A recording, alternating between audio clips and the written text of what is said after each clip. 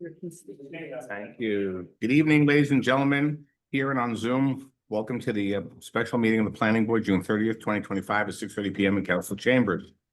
Notice of this meeting was given to the Township Clerk and posted on Township Bulletin Board and Township website calendar and sent to the West Orange Chronicle and the Star Ledger. This meeting has been properly noticed to the public in accordance with the Open Public Meetings Act. No new matters will start at 10:30 p.m. May I ask everybody to rise for the Pledge of Allegiance? I pledge allegiance to the flag of the United States of America and to the republic which stands one nation under God, indivisible, with liberty and justice for all. Thank you. Please be seated. The next Planning Board regular meeting will be held July 2nd, 2025 at 7:30 p.m. via Zoom. Roll call, please, Yamilet. Mr. Albert? Here. Mendoza? Nice. Ms. Gaffer? Here. Mr. Klein? Here. Nobody? Mr. Whoops?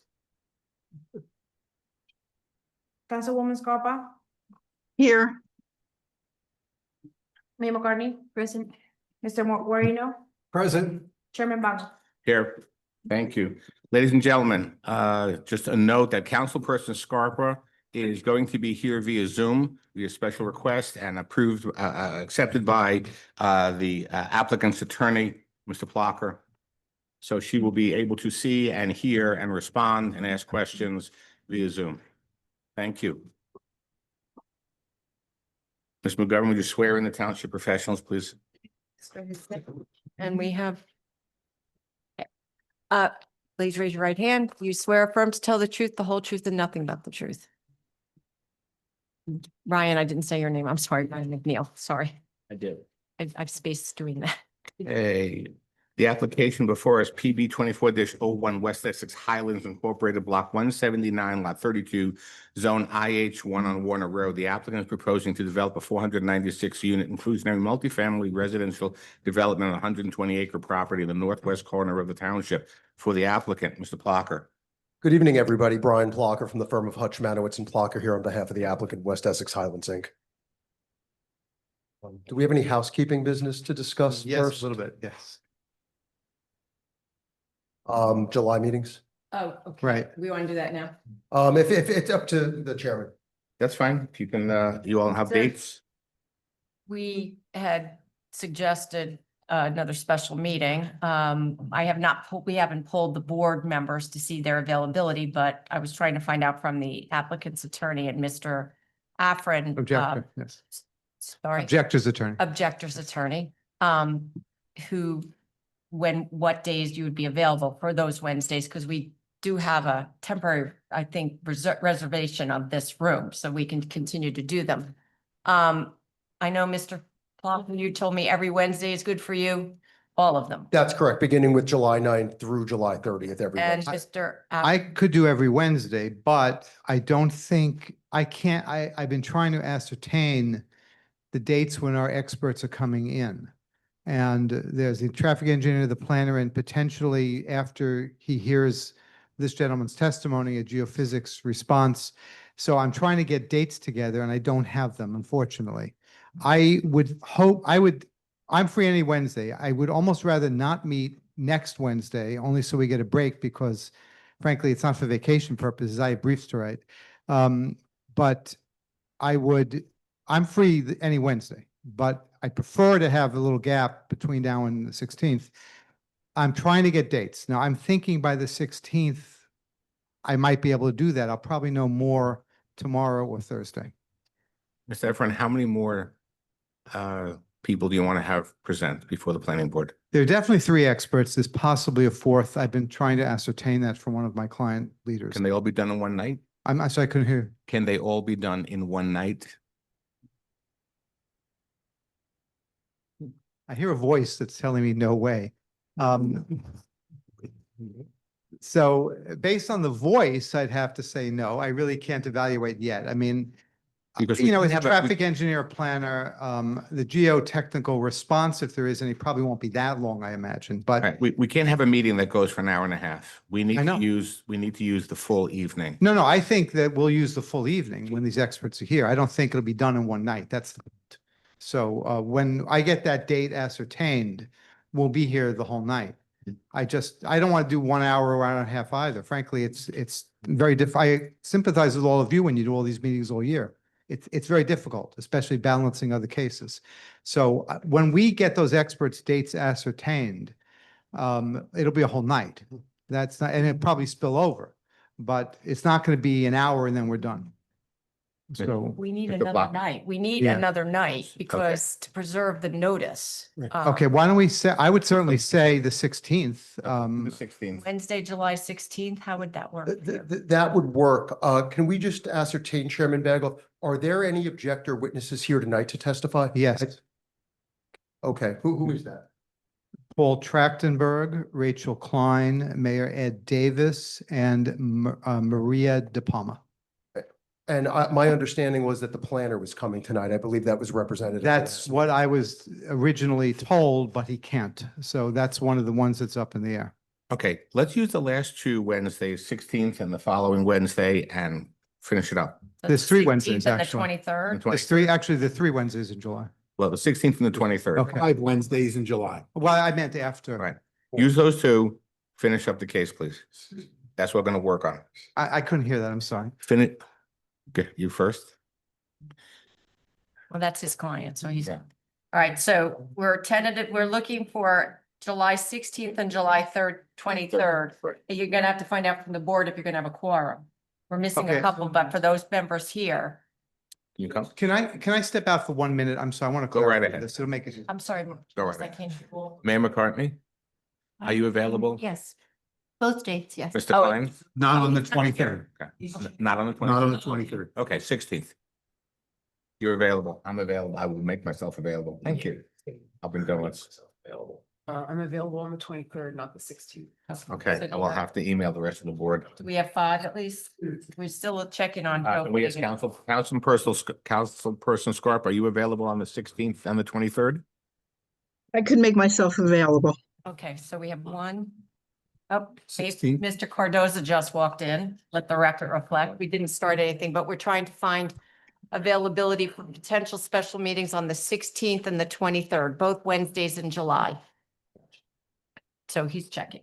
Okay. Want a hand Uh, raised for- Mr. Fagan, He's available. great. Always available. I've heard that.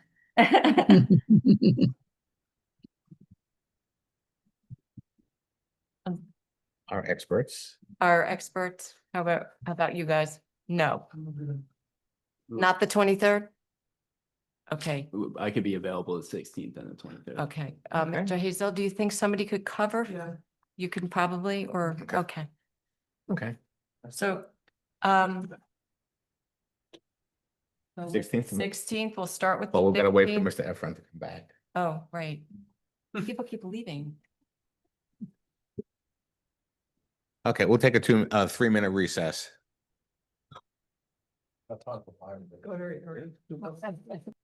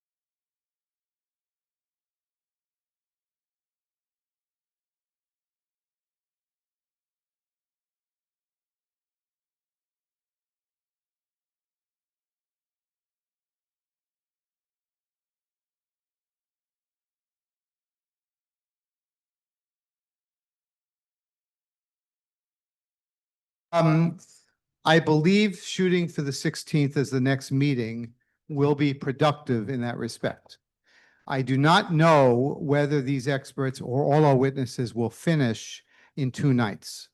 There are 2 additional individuals who are expected to testify. They won't be massively long, but I don't know that it'll finish in 2 nights. So I would suggest within the next 2 days, I'm going to try to get commitments from the experts I've been talking to on what dates they'll be here, and hopefully that'll be July 16th. And I should be able in 2 days or so, I'm hoping to communicate with Brian and Diana with more specific information. But I would look to the 16th as the date when at least 2 experts will be there. I'm hoping the geotechnical engineer who's listening in tonight, if he's going to testify, will be ready, because I think engineers are usually efficient people. So I think that will work. So I would expect we'll have people on the 16th, but I'm not saying we can finish in 2 nights. I'm going to make the recommendation that we notify the newspapers that we're having 2 special meetings, Jamalet, both the 16th and the 23rd. In person. Let me ask a question if I can. When does community commentary fit in the schedule? You might as well say the 30th too, since there's going to have to be at least a night for the community. Yes. So Wait, Well, so seems to me Name it, that, Courtney. thank you. Seems to me that so many people are not available on the 23rd. Can we move it to the 30th? No, we have a quorum for the 23rd Oh, you And do? the Even with so 16th? many people not and the available? 16th. Okay, We have a quorum for both. didn't seem, okay. Applicant is good for the 30th as well. can I mention one thing? It's been made known to me that it's difficult for many people to hear back here, and I'm actually having trouble hearing. So I was don't- suggesting moving the 23rd to the 30th if more people would be available. that certainly works with me. I'd like to be able to get all these witnesses in, and I'm sure we will. I'm happy with that, to skip the 23rd then and do the 16th and the 30th. But then we would need, I'm sure, a full night for community statements. Then we need to have closing arguments and board deliberations. So those, at least a night for the community, I don't know how long it'll take. And then we have to have the final arguments. If you know. And And there was one question I had for the chair. no, that's right. But you still have to announce which one you're going to. Full notice for the 16th. I'd say announce the 30th at the same time. Okay, that's fine. I have no problem. All right, well, we'll do the announcement also for the 30th, but yeah, for 3. That doesn't, we didn't ask the board if they're available for the 30th. Oh, I didn't mean to presume. I'm sorry. Okay. So, yeah, so that's 4 meetings in July when people go on vacation. That's a lot for board members. You mean today's July, you're counting today? No. Well, Oh, Well, the second. Yeah. So you have a regular meeting on Wednesday. Wednesday, and then you have 3 more for special meetings. So that's One that without the 23rd. I meant the 16th and the 30th, Okay, not to add so- another one. no, notice all 3 meetings. We'll see what happens about the 16th. okay. I know. Okay, that this is, so what we're gonna do is we're gonna notice for all 3 meetings. On the 16th, we'll figure out whether it's gonna be the Okay. 23rd or the 30th, but we will have had that part done, and we will preserve your notice, Mr. Plucker, one way or another, whether we're Right. going to the 23rd, or we're going to the 30th, or both. Thank you. I appreciate that. Okay. I had a question. Now, we talked about the board holding a work session. Did the chair envision that would be before we had final arguments? Because No, that, after, after, That's after after, final okay. arguments. Board has to hear all the Okay. information. And when you say work session, do you mean deliberation? Yes. Not work session. oh, that was the chair, that was Mr. Bagos' phrase to me Right. once. So I was using that phrase. Okay, great. It'll be a public meeting. Deliberation. We'll deliberate. So okay, so it looks like we're probably going to need at least 2 more nights after the 30th to fit all that in, community, closing argument, deliberation. Let's see how it goes. You got See 3 how it meetings. goes? Okay. I'm an optimist. I had one other matter of housekeeping I was asked to raise. I know it's very difficult actually to keep up with it. Jamale has a big burden. We noticed there aren't regular minutes on this case and the transcript is usually posted.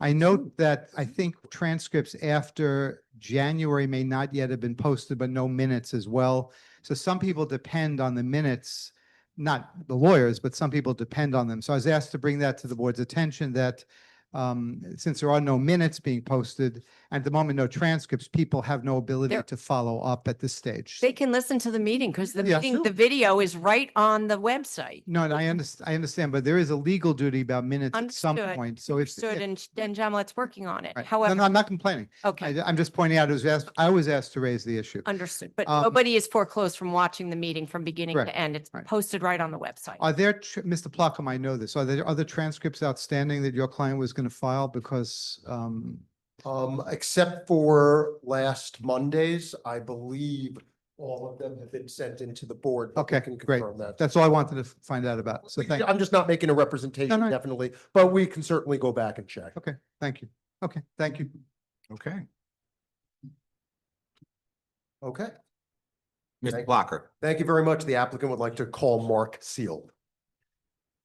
And he has testified before, if you'd like to re-swear. him Yes, in. let's Gonna- re-swear her, please. Okay, would you please raise your right hand? Do you swear or affirm to tell the truth, the whole truth, and nothing but the truth? I do. You please just put your full name on the record, spell your last name. Mark Seal, spelled S like in Sam, double E-L. Okay, and Mr. Seal, you testified in this public hearing before, I believe it was on January 29th. Is that correct? That's correct. Why don't we just have him quickly go over his qualifications just for the benefit of the board and everybody in the room? Mr. Seal, could you just state who your employer is, your background, licenses, what you do, and we'll start with that. Sure. Excuse me, I'm employed with Langen Engineering. I'm employed with Langen Engineering Environmental Services. I've got over 30 years of experience in geotechnical and geological engineering. I've got a bachelor's degree in geological engineering from Colorado School of Mines and a master's of engineering from Stevens Institute of Technology in civil environmental. For the last 30 years, I've primarily focused on a combination of commercial and residential and retail projects throughout the country and the world, and focused a lot on primarily on geological hazards, rock falls, landslides, stability, things of that nature. I'm a licensed professional engineer in several states, including New Jersey, as well as a licensed professional geologist in 3 states. And your license in New Jersey is currently in good standing? Yes, it is. Okay, and originally in this case, I believe you issued, or your company issued a report dated January 14th, 2025, correct? That is correct. And you testified at the January 29th meeting about the findings in that report, correct? Correct. Okay, and after that meeting, or during that meeting, it was suggested that perhaps some additional testing should be performed. Do you recall that? Yes, And you performed additional testing? correct. We did. Okay, and you issued a revised report from this month, June of 2025? 18 June. Okay, could you please explain to the board and everybody in the room about the additional testing that was done and what your conclusions were? Yes. So the additional testing that we did is focused on the area to slope north of proposed building D, between proposed building D and Howell Drive. The nature of the investigation was a handful of borings. There's a total of 4 soil borings and corings into rock, as well as additional test pits that were performed in the slope. And the intent was to, once again, characterize the nature of the materials and evaluate the stability of that slope with respect to the construction of the proposed building D. And what we found was that the rock is, generally speaking, shallower to the north of building D. The rock mass is very strong, very hard. The materials, the soil overburden materials, the soils are very typically dense to very dense, and the stability the slopes are stable both with respect to existing conditions as well as proposed conditions due to the development. I have nothing further. Okay, good. Mayor McCartney, do you have any questions for Mr. Steele on his testimony? I guess my question would be, sir, if when the plan was presented and they were looking at where the test sites were and you did additional testing, were the test sites you did similar to what they had suggested, the objectors? Yeah, yes, I believe that our proposed boring and test pit locations were consistent with what was being asked as well as what I felt was professionally expected. Thank Can I just clarify, but Mr. Seal, did you review your Go ahead, Mr. testimony Plucker. in the prior meeting? Yes, I did. Okay, thank you. Yeah, Mr. Chairman, I'm not sure it was the objectors who requested it. I didn't make any request. I'm not sure where the request came from. I thought it came from the board or board staff. So I just wanted to clarify, I don't recall the objectors making any requests. I think Mayor McCartney might have misspoke on that point. Princeton Hydro. I It was think, Princeton Hydro, right? Princeton Hydro's. Mhm. Oh, okay, you're referring to the expert who spoke. Yes. Okay, thank you. Yes. Thank you. Yes. You have more questions? No, thank you. Okay, Mr. Klein, No questions. Vice Chairman, No Green. questions, Mr. Chairman. Mr. Alper. Possibly. On the 25th of February, the planning board heard from Princeton Hydro from a Sean Walsh. Were you familiar with that testimony? On February, no, I was not. Okay, so none of what's is anything that's in your new report in response to the claims that were made in the Princeton Hydro report and presentation that came after your initial appearance? Personally, I don't know. I didn't review the hydro. Okay. It's an hydro report. Thank you. Mr. Cardoza. No questions, Mr. Mr. Chairman. Alper. Just a quick question, I think similar to Mr. Alper's question, which is, so you didn't do any analysis related to depth to groundwater or anything like that? You were strictly focused on slope stability. Is that correct? Get groundwater, anything below the ground, all the conditions, soil, rock, water conditions, correct. And what did you find related to groundwater? We're not seeing a groundwater table in any of the borings. When we did the borings and test pits in this last round, close to the end of the wet season, as it's defined by the DEP, and we found there's no continuous groundwater. There was no groundwater found in those borings. And did you note any modeling? We looked for it and we didn't note any modeling. It's shown in our test pit logs. Okay. That's it for my questions. Mr. McNeil. Just one question. Is it common to not find modeling in your soil borings or test pits? Yeah, modeling is not always present. It's indicative of changes in water table. And that's one of the reasons that it's often, it's required for the DEP stormwater work, but it's not always found.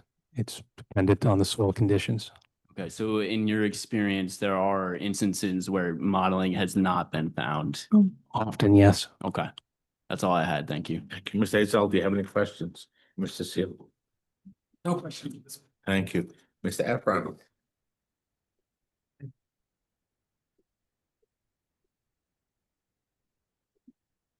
Mrs. Steele, Seal, I'm sorry. Were you doing these tests in your understanding in response to Mr. Walsh's report or in response to some other stimulus? I don't know who Mr. Walsh is, so maybe you could. He's from Princeton Hydro. Okay, I did not review. I'm sorry, 1 second. I forgot Councilperson Scarpa. My fault. I'm I sorry. have no question. I was going to remind you, but I do not have any questions. Thank you, Councilperson. Good to hear your voice. Sorry to interrupt. Mr. Plucker. Yeah, I just want to, hopefully we can just make a clear record, Mr. Afrin. I believe that not the objector group, but a comment made by an individual or individuals, Right. members of the public who made comments or asked Mr. Seal questions on January 29th, prompted questions whether the applicant would consider extra additional geological testing. After the meeting, we did get back to the board. I believe I did it through Ms. McGovern. And we said that we were willing to perform additional testing. That testing was performed and resulted in the revised report that Mr. Seal's firm issued this month. Thank So I you. just wanted to make that clear for the record. Thank you. Mr. Efron. Thank you. Thank you. I'm not asking this as by way of criticism. I'm really trying to lay a background. Did you read Princeton Hydro's report? I have not seen it. Okay. And you didn't hear Mr. Walsh from Princeton Hydro or Mr. Gallagher testify? I did not. Okay. So what you did here was not necessarily responding to what they were talking about. I could not respond. I was unaware of any of their comments. Okay, so when there were questions asked from the board about whether this related to the modeling that Princeton Hydro spoke to, that really wasn't what you were looking for, was it? I had no knowledge of Princeton Hydro's report, so I couldn't respond to it. It's something that we do normally as part of our investigations. And you don't know where he was referring to in terms of I have what no he idea. said was the incorrect measurements or lack of proper measurements. I have no idea what he was referring to. I did not see his report. Okay, so we can't say that what you did is necessarily responsive to what he was saying. I can't say that. Okay, I wanted to clarify that. I'm going to hold off any other questions because I'm not an expert. We have a geotechnical engineer listening in, and we may call him or her, I'm not sure who it is, and they'll testify if we feel the need. But I don't want to burden the board with questions in an area I don't really have expert knowledge in. Do any members of the public have any questions for Mr. Seal on his latest presentation and the report of June 13th, 2025? Please state your name for the record, please. Deborah Butensky, Rapley Court, West Orange. Is there any way we can get a map up to see where the borings were done? Because it's totally unclear to me where they were done. Yeah. It'd be figure one in our report.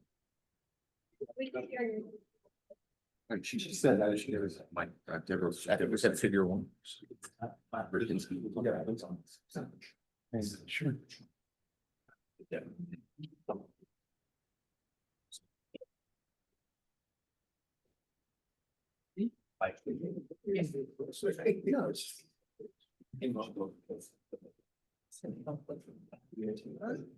Yes.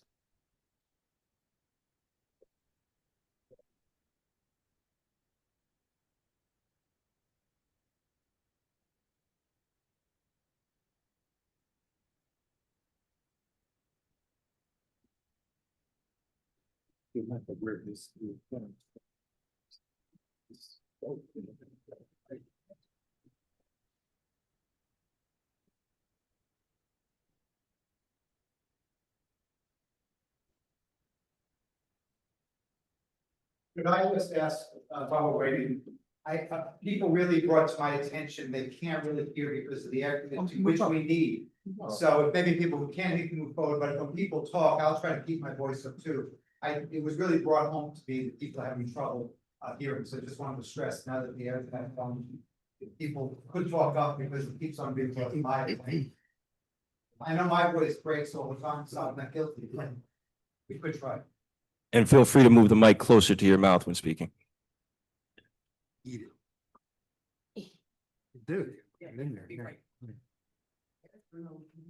Identify this for the no. record, please.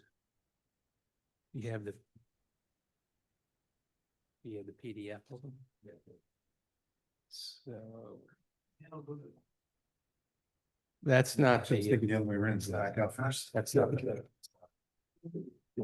Well, can you see out? Is that? Yes, looks like the one. That was the investigation plan number one, that is here.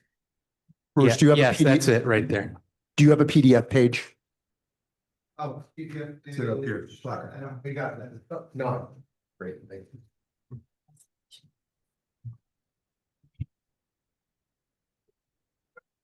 Does anybody have a laser pointer? Can you just delineate where you did?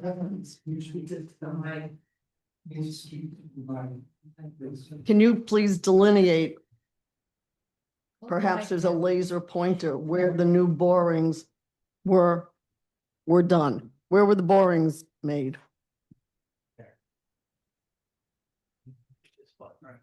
Oh. Okay, very good.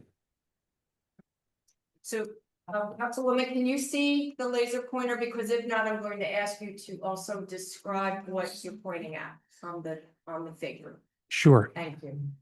I'll describe it as this. So this area here, these two pink lines, A and B, these are the areas that we focused on initially. And then if you scroll up to the north, up into here, these are the additional investigations that were done as part in May of this year. So- C and the D pink lines. Correct. The C and the D lines, this is Howell Drive over here, 1315 Howell. This is the entrance into the, there's an access road into the development into Building D. And we show outcroppings and rock, some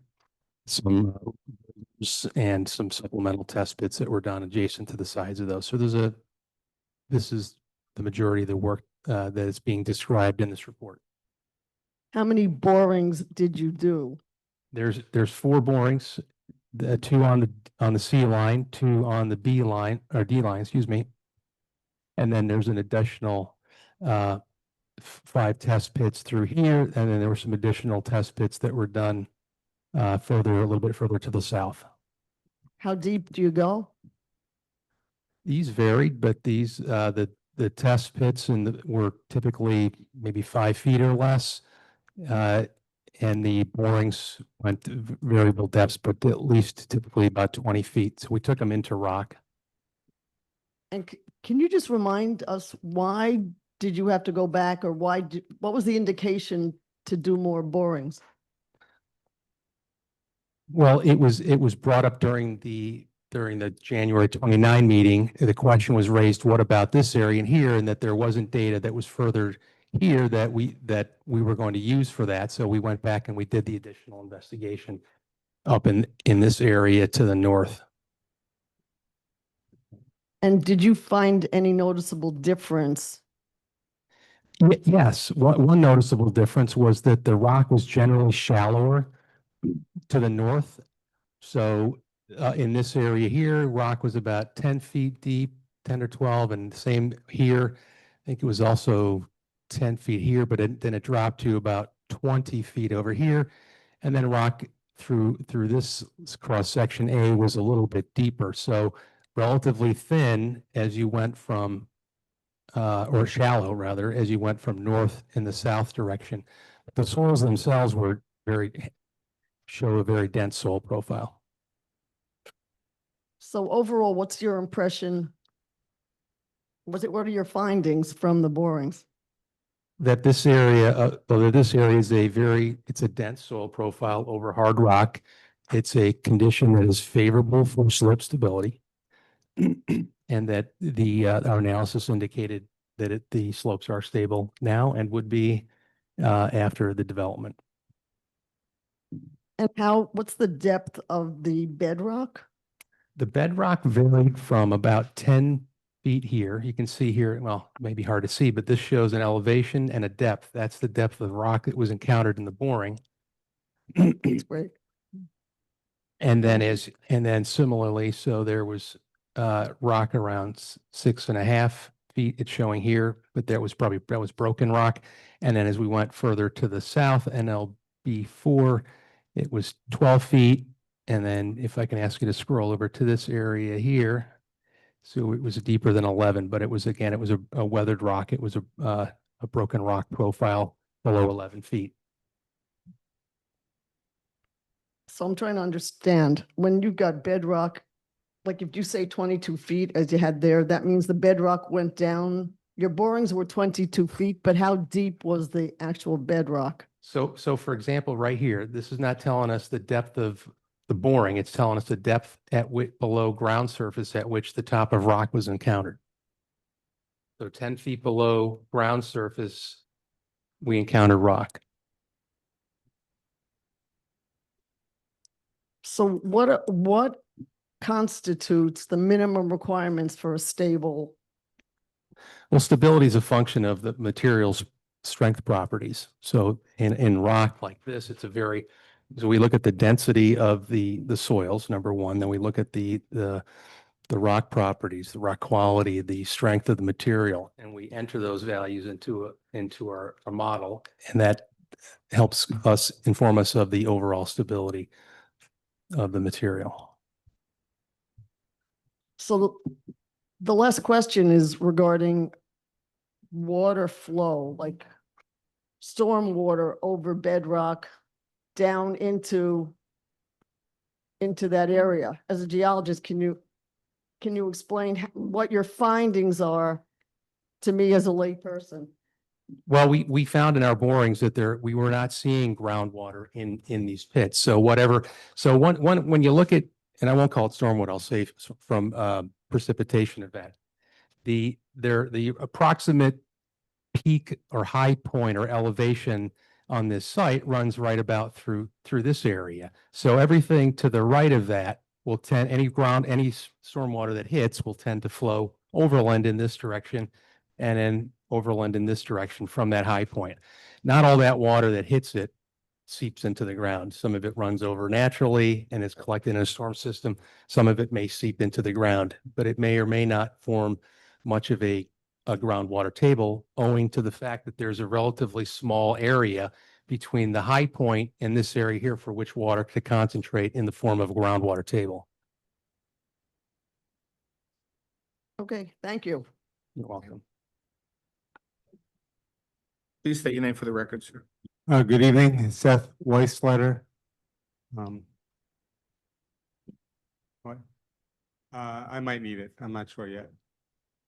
Good evening, Mr. Steele. I have a question just to maybe refresh, I guess, everyone's memory from back from January. Seems a long time ago, or like yesterday. But what was the main purpose for checking the stability of the slopes that we see where all the borings were done? What was the main purpose of it? The purpose of a stability assessment is to determine whether or not a slope is currently stable and whether it would be stable after certain construction activity. Okay, can you go more into that construction activity? Would that include blasting? Well, it's really not so much about the blasting, it's the post-construction. So the loading from the building is what we look at. So we've got a slope that we look at the current conditions, and then we redraw the lines to determine where the building is going to load this slope, and we enter that, we put that information into our model. Okay, but that could include blasting, correct? I believe Mr. Seal testified extensively as to blasting last time when the questions were brought up. It is in the transcript and it's not part of his report. Well, he said construction activities. I just want to clarify specifically what construction activities, and does that include blasting? Well, let me rephrase it then. The stability analysis is run based on the existing conditions, and then if conditions change during construction. So it's not the activity of construction, it's whether you're changing grades, you're adding grading, or you're adding fill, or you're cutting slopes, and then you're adding load to it. That's what I need to clarify for you. And based on the new ones that you found, what kind of rock was that? What kind of soil? I think there was some more specific in your report. Yeah, what the report describes is that the soils that were encountered similar to what we found elsewhere on site, which were generally speaking very dense soils, combinations of sand, silt, and gravel, and some varying amounts of clay. And the rock itself it's a basalt. It's a fine, relatively fine grained igneous rock that tends to be very hard and has a very good unconfined compressive strength.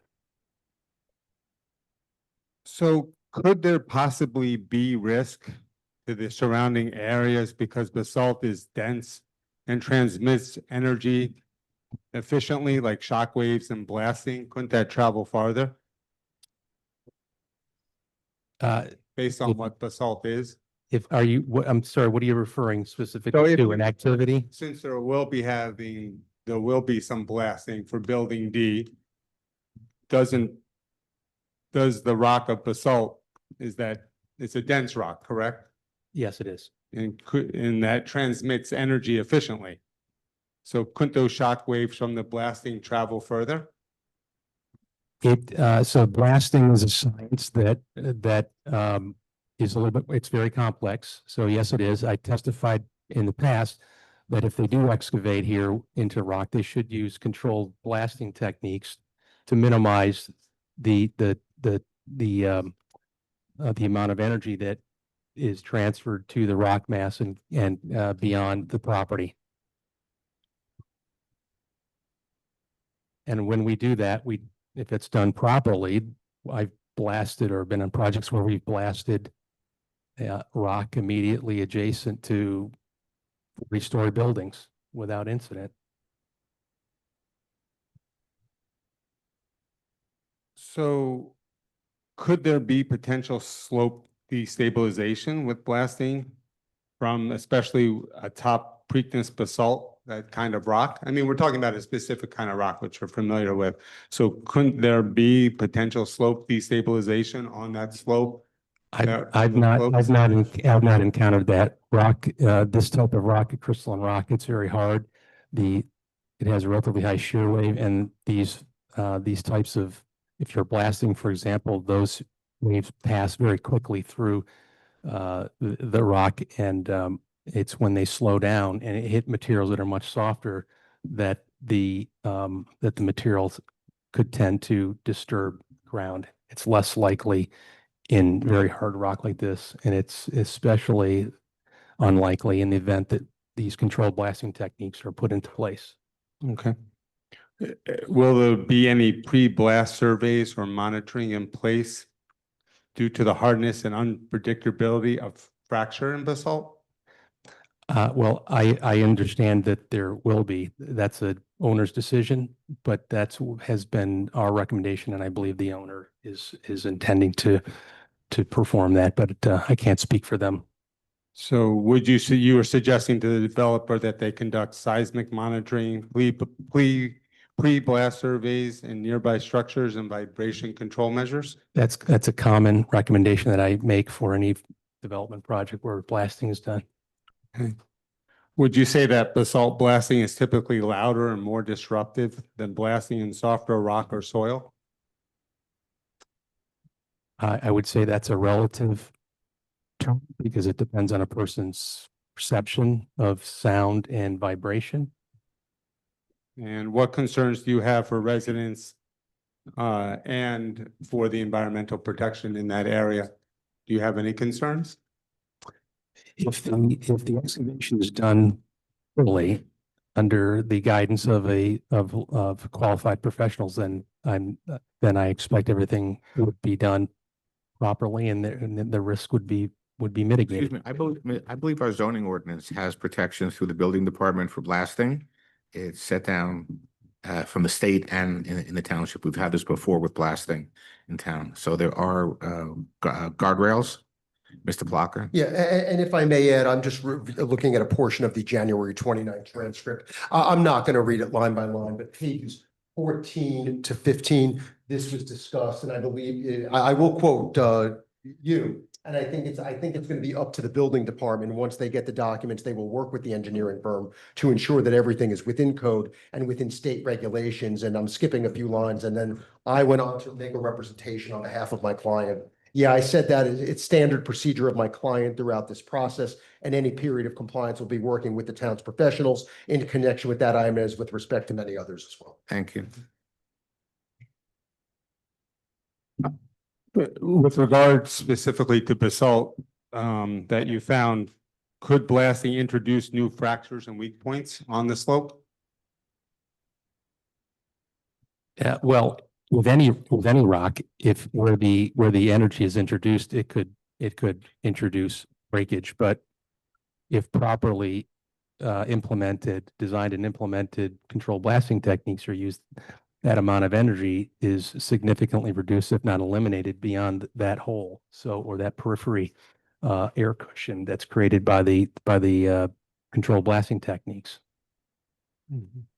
When you destabilize a slope or possible destabilization, what other risks could be there? Like what could that cause?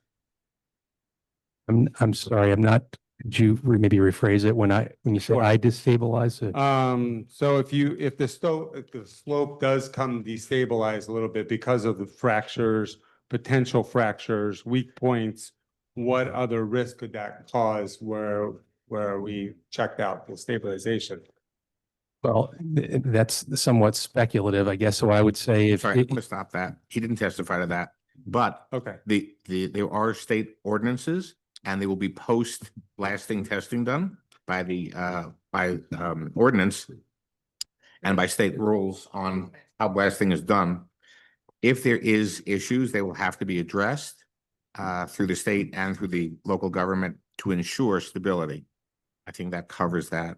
Mr. Efron. Yeah, I would respectfully disagree with the chair's position on that because the question of risk is inherent in the testimony as to stability.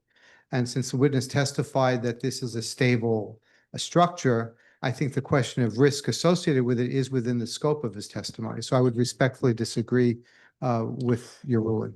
But he wanted to know what happens afterwards if it happens. He wasn't talking just about risk. He was saying, if this happens, what next? So then rephrase the question, ask specifically about risk as opposed to what happens afterwards, because that's what he was asked. That's what he was asked. As I heard the question was concerning with the question of risk, I thought was relevant. If that's not what the speaker is asking, that's a different issue. The speaker asked what happens afterwards, so that's where we went. But okay, I have no problem with that. I guess what is that potential risk? Okay, So rephrase. yeah, if you don't mind, just sir. Yeah. Yeah. Rephrase it for me, please. So what are the potential risks when a slope becomes destabilized? Well, I've not been involved in a rock mass or slope that has become destabilized as a result of blasting. So it's hard for me to speculate on what would happen.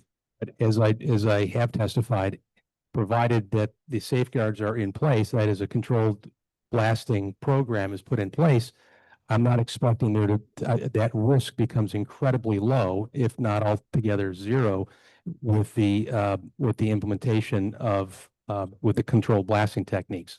So that as the amount of charge is put in the hole and blasted, the energy is reduced, and and if there's an air cushion between, let's say, the lead face for the excavation and down slope, then there's the risk is mitigated by that method. Okay, I mean, we talked a little bit about, you said you found Preakness basalt, regular basalt, hard rock, but I did a little research. I mean, I'm not a geologist, but Preakness basalt stores a lot of natural geological stress to begin with, correct? Certainly at depth, and once at the ground surface, most rock tends. Oh, I'm sorry. Yeah. So when rock is exposed at the ground surface, it tends to dilate slightly, especially on the leading face. There's a certain amount of confinement that exists in a rock mass, especially with depth, with burial and depth into the rock. But at the face, it very gradually starts to de-stress and open up. So so materials, they are what the materials that you see today are what we would expect to see after blasting, provided those controlled techniques are put into place. So considering if blasting was to be done correctly, properly, according to ordinances, all those other things, laws, etc., couldn't blasting trigger release of some of that stress, causing unexpected cracking or mass movement? I'm struggling to find a case where I've seen something like that happen, because when you talk about stress fields in rock, you're talking about tectonic, very large scale stresses. These are relatively smaller that we're seeing in outcrops at the rock surface. And I would expect that I've not seen where uncontrolled blasting has been done in an instance relative to neighboring homes. In one instance, I've seen where it was used near a quarry, and it did, it can be destructive. But those cases are very, they're not relative to what we're seeing or what we'd expect to see here in a development in a residential area. Okay, do you know if this slope contains subsurface water channels? And Well, we didn't see any. I guess how far would you have to go down to see or know if there were subsurface water channels? I mean, there could be, if you went down what, 20 feet, 40 feet. or 20 to 40 on, Mhm. okay. Um,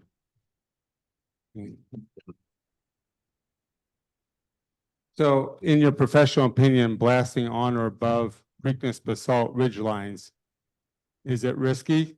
One being low and 10 being high, on a scale of 1 to 10 in your professional opinion. Sorry, he didn't testify anything about this. We're going a little bit too far. About what? We're going too far off on the hypothetical. Okay. It's just a different flavor of vanilla. Well, as a professional opinion, we're blasting on, we're building on Preakness basalt, and Preakness But basalt has been found in the scope. you've asked for him risks in 4 different Okay. ways, which is okay, but we're gonna move on now. Okay.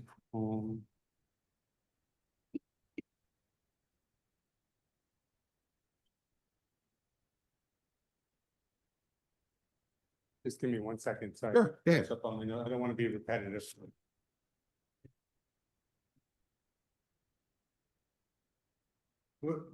Will your firm be assisting on blasting guidelines, or is this just specifically for, I guess I have to ask something that you testified on, my apologies.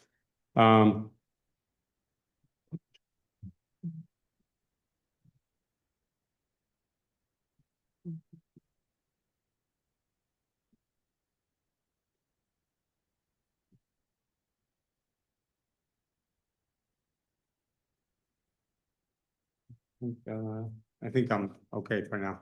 Cool, thank you. Do any of the members of the public have any questions for Mr. Seal on his testimony? Please come up, state your name for the record.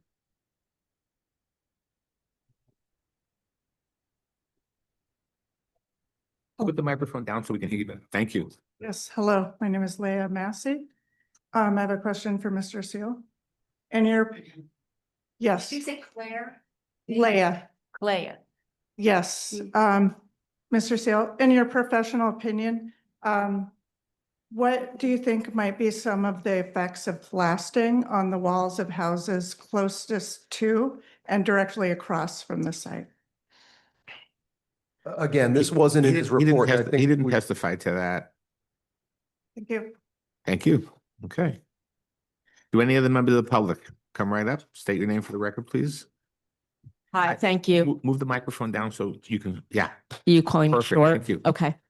I'm Susan Panullo and I'm within the 200-foot zone. I have a quick question for something that you testified to a few minutes ago. If I understood correctly, you were saying that there's no way to measure the difference in the blasting of different materials. And my understanding is there's objective measures to measure that. There are decibels, I think it's called, that would help us to determine whether the blasting is different in terms of sound volume and impact on people around there. So can we read back, Mike, because I don't recall saying anything like that, at least not intending to. And again, this subject matter is not within the purview of the board. It's not in his report. He didn't testify to it. I just for the heard record, I something just want to about that. confirm- Thank you. I just want to confirm that Mrs. Panula is an Essex Fells resident. Yes, I live in Okay, Essex you didn't say Fells. that. I just wanted to. Sorry, 200 feet, but yes, in Essex Fells. Okay, that's okay. Thank you very much for confirming that. Thank you. But he didn't testify to that. Yes, can you read back? No, no. It was a few minutes no. ago Mi- where the question was about whether there was a difference between basalt and another material in terms of the volume, I think was the word or something like that. You did not use the word decibels. That came from me. Okay, But there's, yes, thank let him you. answer. If he, can you Sure. answer? I don't recall specifically what what I said at. I recall. Do you want to read it back? It was maybe No. about 3.5 minutes ago. No, he can't do that. Okay, so we're not doing a read back, right? No. I thought you just asked for read back. Okay, why don't you ask the question? I And just, if he can answer the question, he'll go ahead and answer the question. So the question that I asked was, are there objective measures, as you alluded to quantify how loud blasting is for people that are within earshot of Yes, the property? Thank you. And- Again, I'm going to object to the line of questioning, the decibels or the sound or whatever effects of blasting. As the chairman dutifully stated, they are controlled by ordinances, there are state regulations possibly, and my client will work with the town in following those guidelines and listen to its own professionals in that regard. Okay, So I guess my question, oh, you want to, go ahead, Bruce. Well, I think it's relevant for the member of the community to go into the subject. It may well be that the applicant intends to adhere to zoning codes and rules, but that doesn't mean the information about the extent of sound and blasting noise is not relevant to the application. It certainly is, and it's certainly within the scope of the testimony in general. The witness says he is aware of those objective measures. So clearly it's within the scope of his knowledge and it relates. nobody's arguing except that I just asked her to ask her question. If he can answer the question, he'll answer the question. And I'm just responding to Mr. Plaka's position. I think they may well adhere to every rule, but it's still a relevant subject for the member of the community. Not arguing. I'm just asking him to answer the question if he can answer it. If he can, he can. If he can, he will. Okay? Thank you. Go right ahead. Thank you. So is this within your area of expertise? Is what? Is the sounds of blasting within your area of expertise? I believe so. You can ask the question and I'll answer it. if I just can. asked that question. So now the next question is, Yeah. are there objective measures of the amount of noise that's made for the people that live in the community surrounding the development? There are sound levels which are measured in decibels, and some of them are nuisance levels. Some of them are, I think, threshold levels for beyond which it becomes a nuisance. So, Okay. yes. And are there objective measures? I'm a neuroscientist, so bear with me for a minute. Are there objective measures for the impact of various decibel levels on the human brain? I can't speak to the science behind it, but there are levels above which are either nuisance or harmful to the human ear. Uh-huh. So are you aware of studies within your expertise? We'll stay within that. Are you aware of studies that actually quantify the amount of sound that qualifies as nuisance or threshold levels? I'm aware of studies and I can't cite the exact levels, but I'm aware of the different levels that relate to various thresholds of harm or nuisance. Yes. Got it. Thank you. Are there experts in that field that can testify perhaps to specifics regarding the effects of sound upon humans living within particular areas of nuisances like blasting? I suppose there are. I would imagine there are. I don't personally know any, but I'm sure there is someone with the proper training and education that could speak to that. Okay. And I think we're okay for now. Thank you very much for For the your record, patience. can we get Mrs. Panulo's address? I'm sorry. Your address? It's a Uh, legitimate question. I don't think, am I allowed to? I give my can address? look up the deed, but we could just ask. If you're within 200 feet, it's in the, I'd like to know the address because I'd like to show where Mrs. Panulo lives. 200-foot notice area, if that's what you'd like to know. Okay, I can look up my notice, Okay. but I think I want for the record Okay. where Mrs. Panulo lives in relation to building date. okay.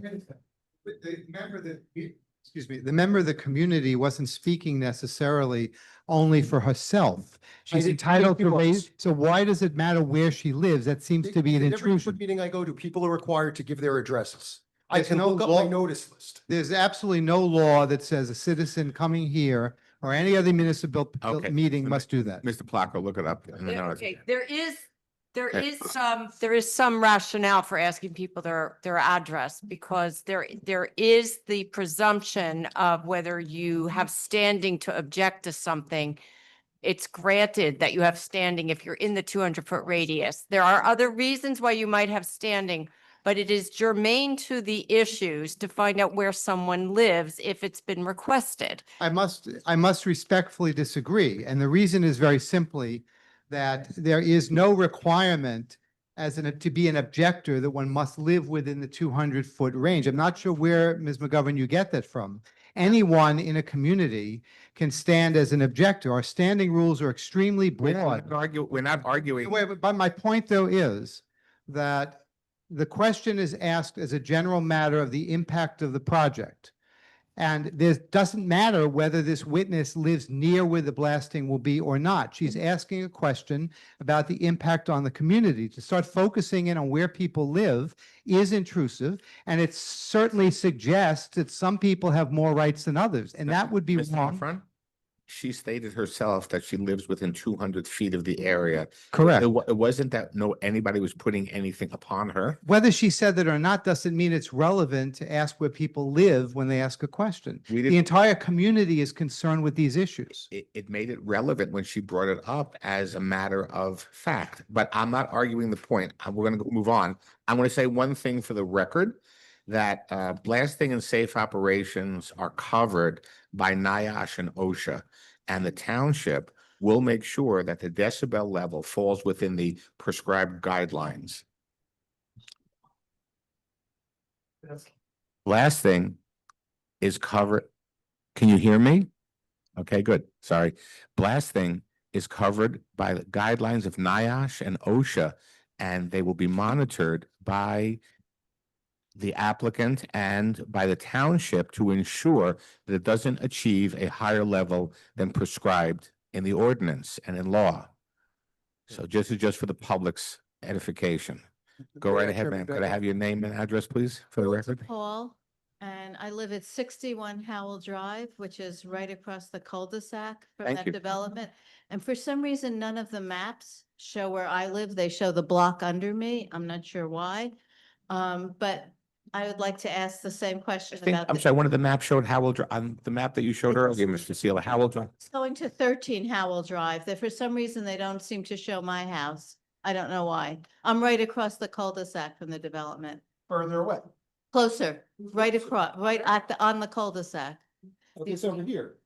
All the way. to- No, they're to the showing left. 13 and 11. I am below them, right across there. That's a whole street below To the me. left. To the left? Nope, right underneath it. All the way down to the right? Nope, below. For some reason, I'm not on there. 9, 11, 13, 15. Where's 61? 61 is, there's a cul-de-sac and 61 is on the cul-de-sac, and you, for some reason, it's not on any of your maps. That's the cul-de-sac that faces the golf course? Yeah, faces the golf course. If you go down to the end of the cul-de-sac, it faces the Right, golf I am course. right on that cul-de-sac, and for some reason, I'm not on any of your maps. Okay, I got it. Yeah, right there. That's cul-de-sac. Oh, okay, right, so I'm right above it, but you don't seem to show it And the on, number 3 is roughly. I'm number 61, I Yeah, don't. that little number 3 on the page. Okay, so for Right. some reason that you're always talking about the numbers below me. There's more information on Further that side. left. Okay. So yeah, I'm number 3. So I share the concerns about the blasting, and I don't know if you want to address them or you feel like you've already addressed them. But if you're concerned with where people live in terms of the blasting, I just wanted to raise my concerns as well. Thank you. Okay, do any of the members of the public have any questions for Mr. Seal on his testimony this evening?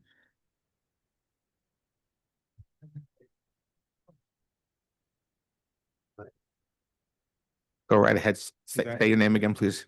Seth Weisletter, 17 Howell Drive.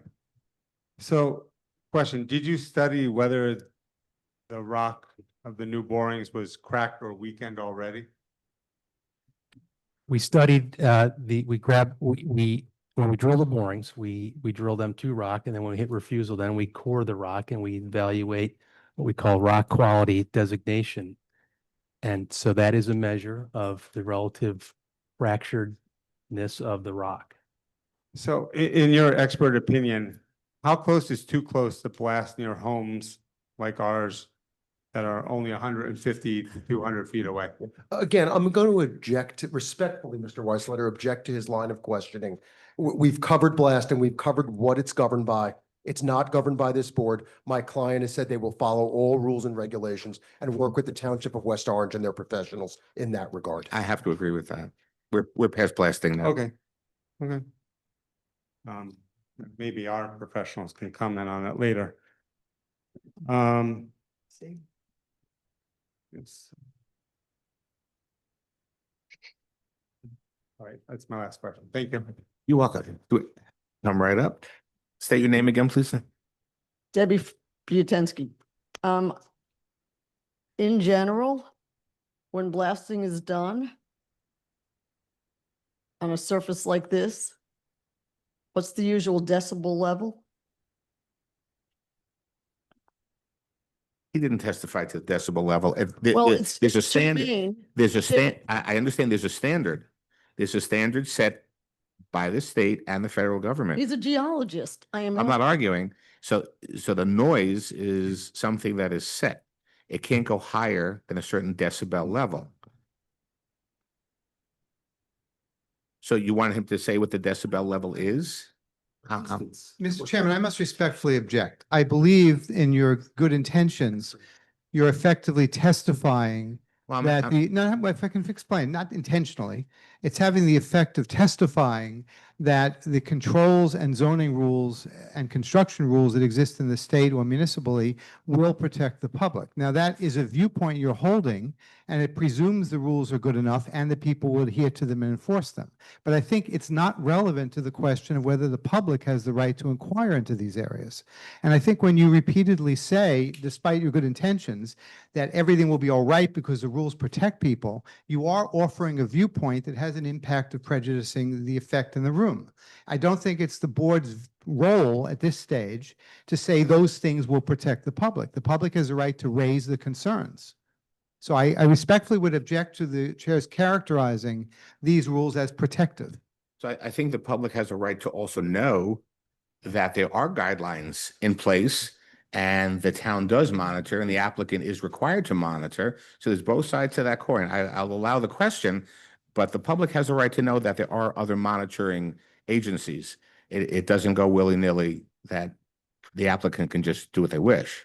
Well, I think it's true that there are monitoring agencies, but I don't think it's really appropriate for the chair to be assuring the public that there's no problem because those rules exist. We all know rules could be improperly enforced, negligently applied, and things of that nature. That's speculation. Are you Not representing? speculation, it's the reality of the world. Well, the question is, are you representing that you have information that the rules in the township have ever not been followed? I think that's a dogmatic point that you're raising and to defeat what's obvious, that the quality of any rule and any enforcement depends on how it is carried out and enforced. Merely because a rule exists does not mean the public should necessarily accept that a project is safe. They have the right to inquire. And I don't think the chair respectfully should be giving that constant assurance because it biases those members of the board who hear it, and it biases the public who then become intimidated into not raising their concerns. I didn't say that. I said that the public has a right to know that this is in fact a standard. However, she can ask the Then the question. witness himself can speak to that. I don't think it's the chair's role to take that position at this stage. Well, it wasn't brought out, so I figured it's important that the public does know, but go right If he ahead. just doesn't bring it out and he's an expert, that might demonstrate the point I'm raising, that the profession doesn't necessarily always take succor in the existence of the rules. But we do.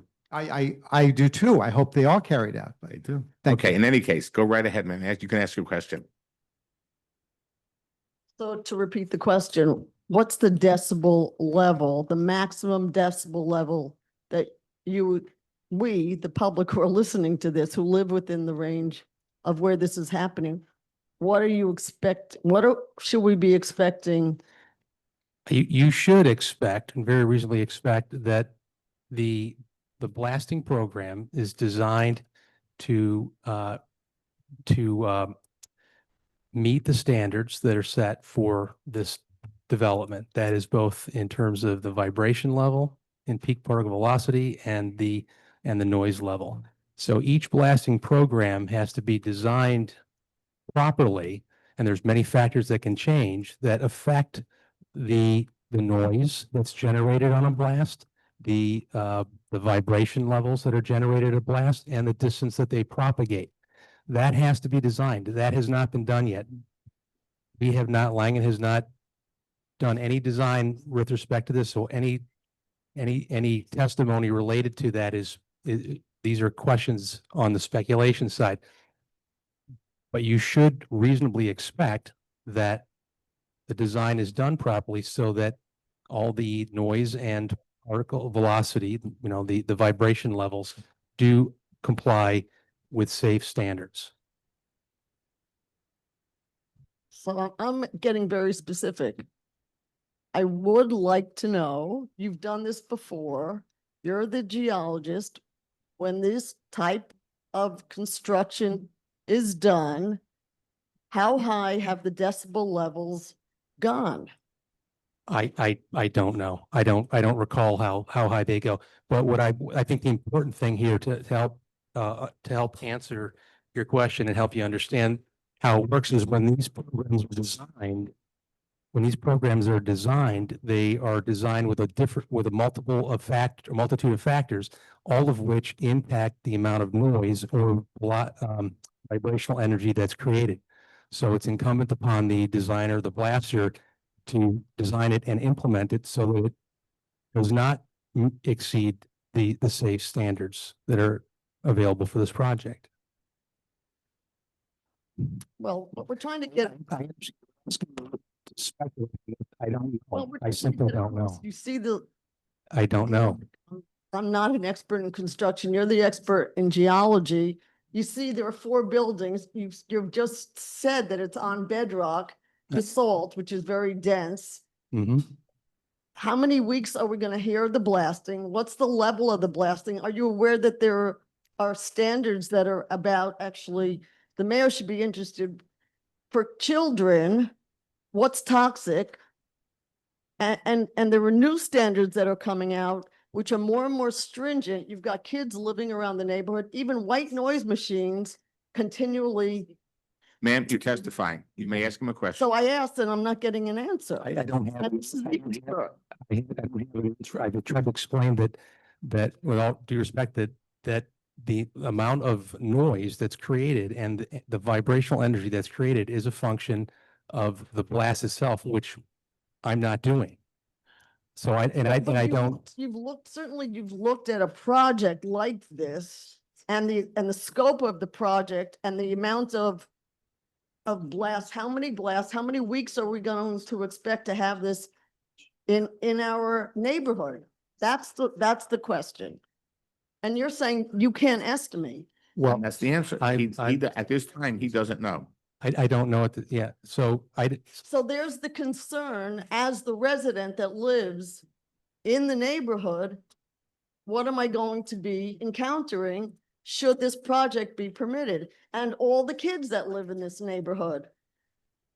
Mr. Chairman, if I could jump in. Mr. McNeil, one moment. So Don't go away, ma'am. if I could offer this, making it a condition of any potential approval that the applicant, any construction activity on site would have to comply with township, state, and federal regulations for that construction activity should, I recommend, be made a potential condition of approval. We agree that. To appease the residents, to ensure that all construction work would follow the allowable noise decibels based on the township and state code. And that was in the January meeting when he gave his first testimony. Yes, exactly. And that was acceptable to the applicant, that was and it acceptable. is now. And Mr. Efron? Obviously, there's nothing wrong with such a condition if the project is approved. But with great respect, all it says is the applicant has to obey the law. So it doesn't add any additional layer of protection. It creates the veneer of doing so, but it does not actually add any layer of protection. It simply says the applicant will agree to obey the law, which I assume it will in any case to the best of its ability.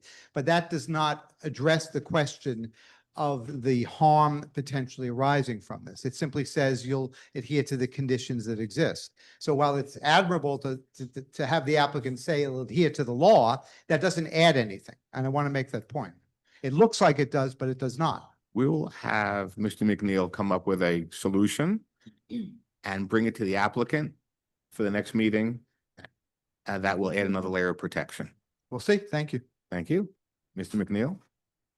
Yep. Okay, thank you. Absolutely. Mr. Klein, 1 second, please. So, Rachel go first. Rachel. Hey, you first. Go Okay. ahead. So, Mr. Seal, is there a way to design the blast to control the decibels at a certain distance at the property line, let's say? Is it the same noise rules that we have for all kinds of other noises at the Correct. property line? Correct. There are methods that are available for the contractor to use to limit the amount of noise and the amount of vibration that is propagated. They design it and show it to someone and someone says, okay, if I'm looking at your calculations, this is the proper way to do it. And it looks like you're going to be below this decibel level at this location. And if not, they can look at it and say, you got to take away some dynamite to make it quieter because it looks like you're going to violate this noise. Certainly for the vibrational energy, that's the case. And then the balance, I can't speak to the sound aspect of it, how that's if it's calculated for, to reach those certain levels, but within the blasting community, there have to be guidance that helps them through the development of those standards. Are there programs that an engineer or a blast specialist would use based on the type of soil, the type of rock, the distance? Do they model something? Do they model something that says this is where the blast will go based on where the rock needs to be removed, and this is what we can expect with vibration? We can dampen that vibration somehow. We can do smaller blasts as opposed to one big one, all that kind of stuff? Correct. There's a number of different parameters that can be adjusted to limit the amount of energy that's released and resultingly then the amount of noise. So it's not just, oh, we're going to blast, and if somebody complains about the noise, then we'll stop blasting and try to refigure it out. You're going to know before the blasting starts that they've met the vibration amounts and levels and they've dampened it a certain way or whatever they have to do to make it work, to get the rock out, but not to be vibrating so far away that it affects the neighbors? That's generally the way it works. The monitoring is a very key part to ensure that they are achieving the goals of their design. So they'll put some sort of a vibration monitor at 15 or 13 Howell and maybe 61 Howell to see what the vibrations actually are when the first set of blasts go off. And if there's a problem, let's shut this down. We got to recalculate. Correct. The seismographs are placed at various locations and monitored in real time. Okay. Mr. Seal, is it true that a plan has to be presented to the town for approval for blasting and where monitors will be? That is typically experience that a blasting plan is developed and presented to townships and municipalities for approval. Thank you. Go right ahead, ma'am. But the question is, since none of us are experts on the actual toxic level of decibels, so you've got a monitor there, what if it does exceed your theoretical? Because I can tell you 85 decibels is toxic. You haven't given me a single, even hypothetical about what one set of blasting charges in your experience elicits. And that's what I'm trying to get, a baseline from your experience. And so what's the what if? What if it goes higher? The project starts and we're stuck. I don't know what the question is. I don't. I do. I think she's asking who's going to monitor and make sure that everything, in deference to No, you Mr. Evans, get measurements. there are layers of standards that the applicant will have to live with, and so will the township. And we do believe that the township will make sure that these things are monitored, and the public also will be notified before any blasting is done by standard. And if there's an issue, they will contact the township immediately. Yeah, and Chairman, if I may add, and I don't know the specific provision right now, so I do apologize. But in the settlement agreement, there is an obligation for my client to not only inform the town, but to maintain a website about ongoing construction activities, including blasting. Okay. Okay, thank you. Ma'am? Ma'am? I have a couple of questions. Rachel Can you Klein, speak into the microphone? Rachel Klein, Howell Drive. Thank you. I guess my first question, to piggyback on the controlling the sound and blasting, are we, for those of us who live below it, is there going to be an excessive amount of dust, or is there a way that you have to control that? to keep it from our property. Again, I think this is outside the scope of his testimony. I think that's a construction and building department issue. Oh, Could I just, member of the community, repeat the question again? oh, about if there be control, like when they're blasting, if there be a way to control dust and debris from our property, since we live directly below it. That's To me, as though that's something that's not outside the witness's scope of expertise. An engineer, a geotechnical engineer is not limited only to sound and energy inputs. Certainly, the effect of the blasting is something that he must have expertise and experience with, and that would include the spread of blasting particulate. So I don't think it's outside of his scope at all.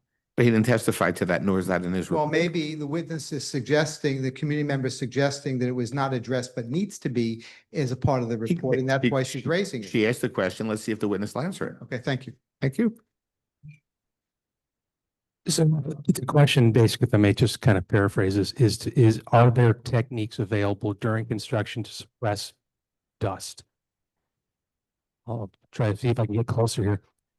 Question is, during construction, are there methods available to suppress dust? So yeah, specifically the downhill flow of it, because we're directly below, some of us are directly below where the building's going to go, and we're talking about blasting. Sure, understood. And so dust is an airborne nuisance, and it Airborne and things just So- tumbling down the mountain it into our floats up homes. and it comes down under gravity. So it's available for contractors to suppress dust during blasting, yes. There are mats, there's water, for example. And then on a different note, did you compare the slope stability here to the slope stability when the Seton Hall sports complex was approved? Could you say Objection, that- could you clearly say that's that not again? in his report. Sorry, could you say that again, please? Sorry. Did you compare the slope stability here to the slope stability when the Seton Hall sports complex was approved? I believe you worked on both, that's why. Two different things, but that's outside the scope of the planning board right now. Okay, You want me to ask? thank you.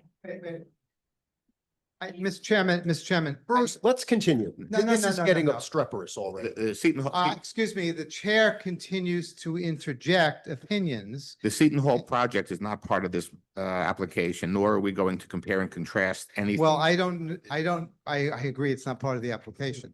But the witness was simply asked a question. He's capable of answering whether he did so. Whether it has relevance later in the proceeding is another issue, but the witness shouldn't be denied the opportunity to Yes, answer. because we're not clouding the issue. That has absolutely nothing to do with it. The planning board's in any information gleaned about that project.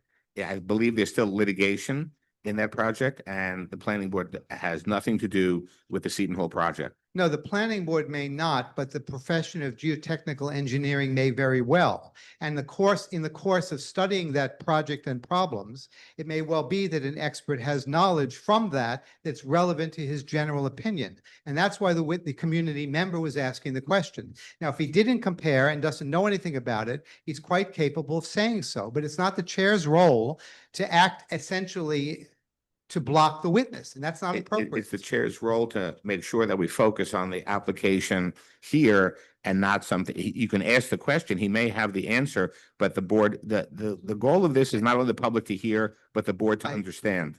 I've done my job to raise my objection. Go right ahead, sir. I've done it. I I've done it. appreciate It's that. my job to do that, so I've done it. I appreciate that.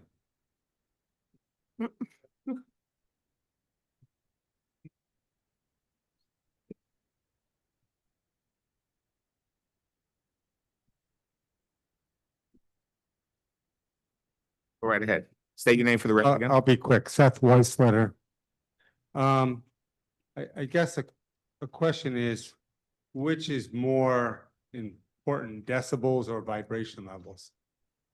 So it's come up several times. I'm just curious on it seems like people are concerned with decibels versus vibration. Are they equally important or? They affect different things.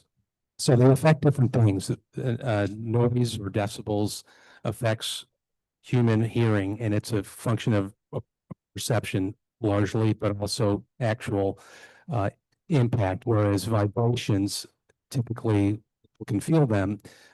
They tend to, depending on the level of them, may have an impact on a structure. Right, so if it could have an impact on structure of homes that are within 200 to 150 feet of the blasting zone, or did you come across any other critical structure, or could that cause critical failure to other structures like sewer, methane, gas lines, anything in that area? Typically, buildings are susceptible. Utilities tend to be typically utilities tend more resilient to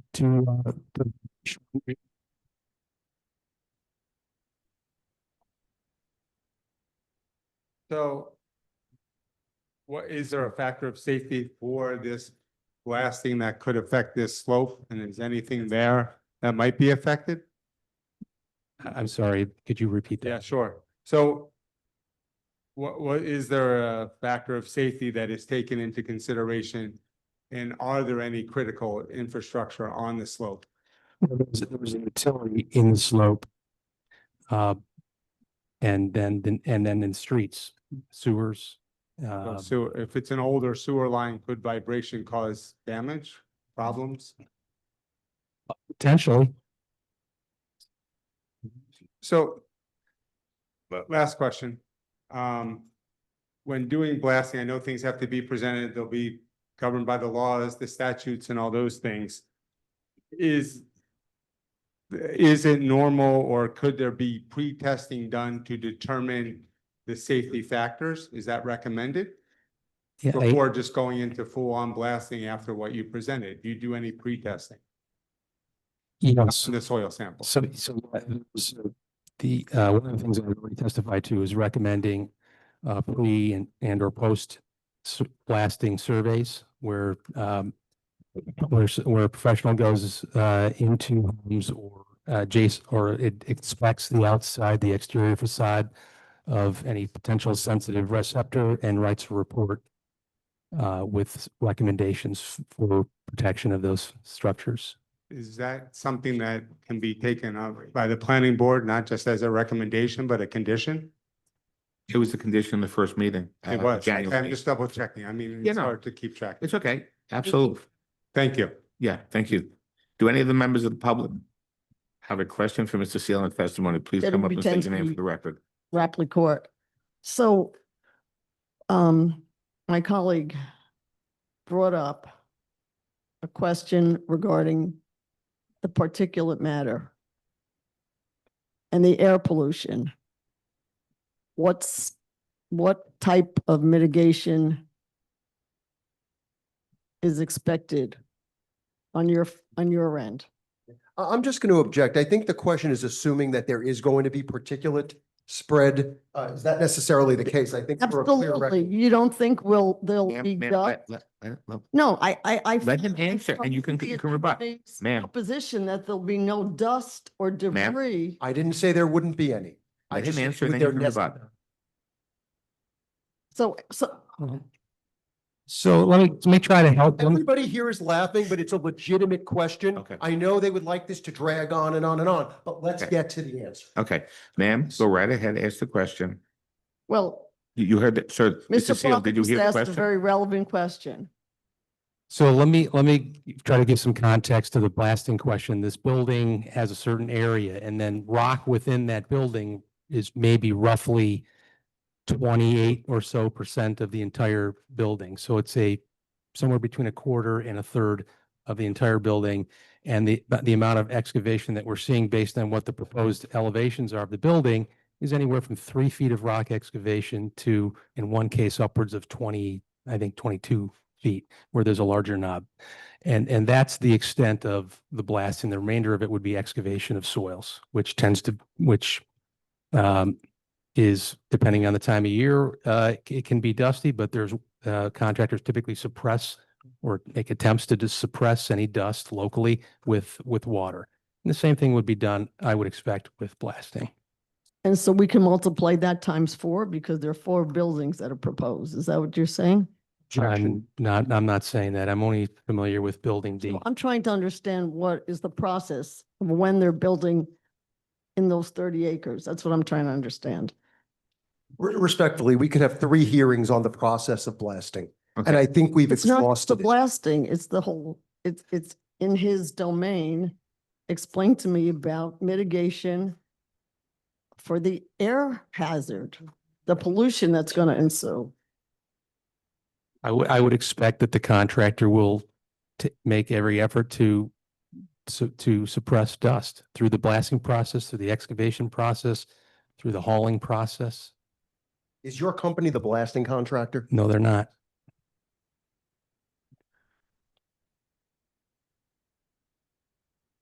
Do you have any other questions, ma'am? Okay. Okay, do any of the members of the public have any questions? Please come up, state your name for the record. Robert Sharonell. I live in Sharennow. A rather simple question. I know a lot on decibels is talk, but let's talk about the vibration. Based on the soil that you found, the rocks that you found, do you have any idea on the average blasting that will take place as to how far, how many feet or yards does your vibration carry? Well, if as I mentioned before, as I testified, then we're recommending controlled blasting techniques. So if that is properly implemented, the distance, rather the magnitude is truncated. The distance to which something is felt can vary depending. It's really a function of the linear distance and the amount of charge that's Give me used. an idea of linear distance. It will- 200 it feet, will 500 It will feet. vary by the amount of charge. But and it how it's could carry a long distance, could it not?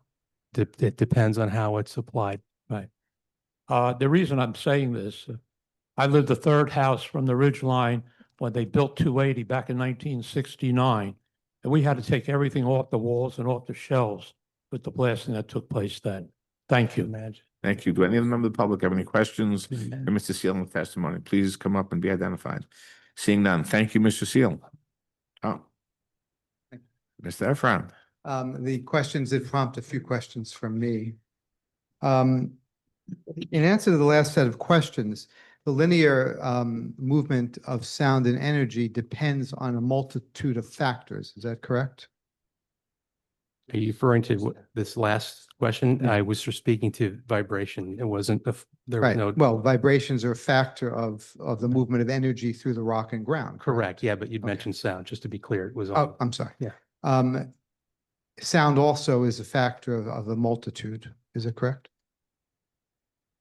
To some extent, yeah, absolutely. Now, if you can't identify the linear projection because it depends on the amount of charge, then how could this board know, or any member of the community know, ahead of time what the expected impacts are? There would be a blasting plan, and in that blasting plan, there's a formula that will describe the amount of charge that they plan to use and the distance. You should repeat that if you can. Yeah, so what I was saying was the blasting plan that would be prepared in advance of construction. There is a formula that will be presented that describes what I just testified to. I just don't have that number, but that's how it would work. There would be the blasting contractor would prepare that, and he would show how he intends to limit the amount of vibrational energy. Is there any reason you're aware of that plan cannot be prepared in advance of the decision on this application? I don't mean in terms of time, but is there any technical reason why that plan cannot be prepared now as a part of the application? Well, typically, in my experience, the contractors are not yet engaged to do that. And that would be the primary reason why it's not. It's a construction issue. It's not an issue. Well, excuse, I'm glad Mr. Plucker is testifying as an expert as to what is a construction issue and what is not. He's a lawyer here and he's not supposed to be testifying. And that's not what I was doing, Mr. Afrin. I think it is. Okay, but Mr. we'll move Afrin, on. It is not. Is there any reason you're aware of? Strike that. So in other words, it's often done or typically done that the contractor is retained later after approval, but there's no reason why that blasting plan could not be prepared in advance, is there? I don't know of any reason why or why not. It just typically, the way the process works is that the approvals are given first with the understanding that all of these other provisions on safety will be put into place, effectively approved by the township or municipality, and then implemented and monitored. You've answered my question. There's no reason why it couldn't be done now, for example. I don't know. I don't know. I don't speak for the owner. Are you aware of any reasons why a blasting plan could not be prepared in advance of construction and in advance of the decision on this application? I don't know of any reason why. Now, you mentioned. Because it's not an ordinance requirement. There's a lot of things that are not ordinance requirements. And there's an environmental review, for example, and all of these questions do relate to broader problems. If we don't even know how far the linear impact will be, it's relevant. Mr. Efron. I'm not arguing with you, I'm arguing with Brian. Well, thank you.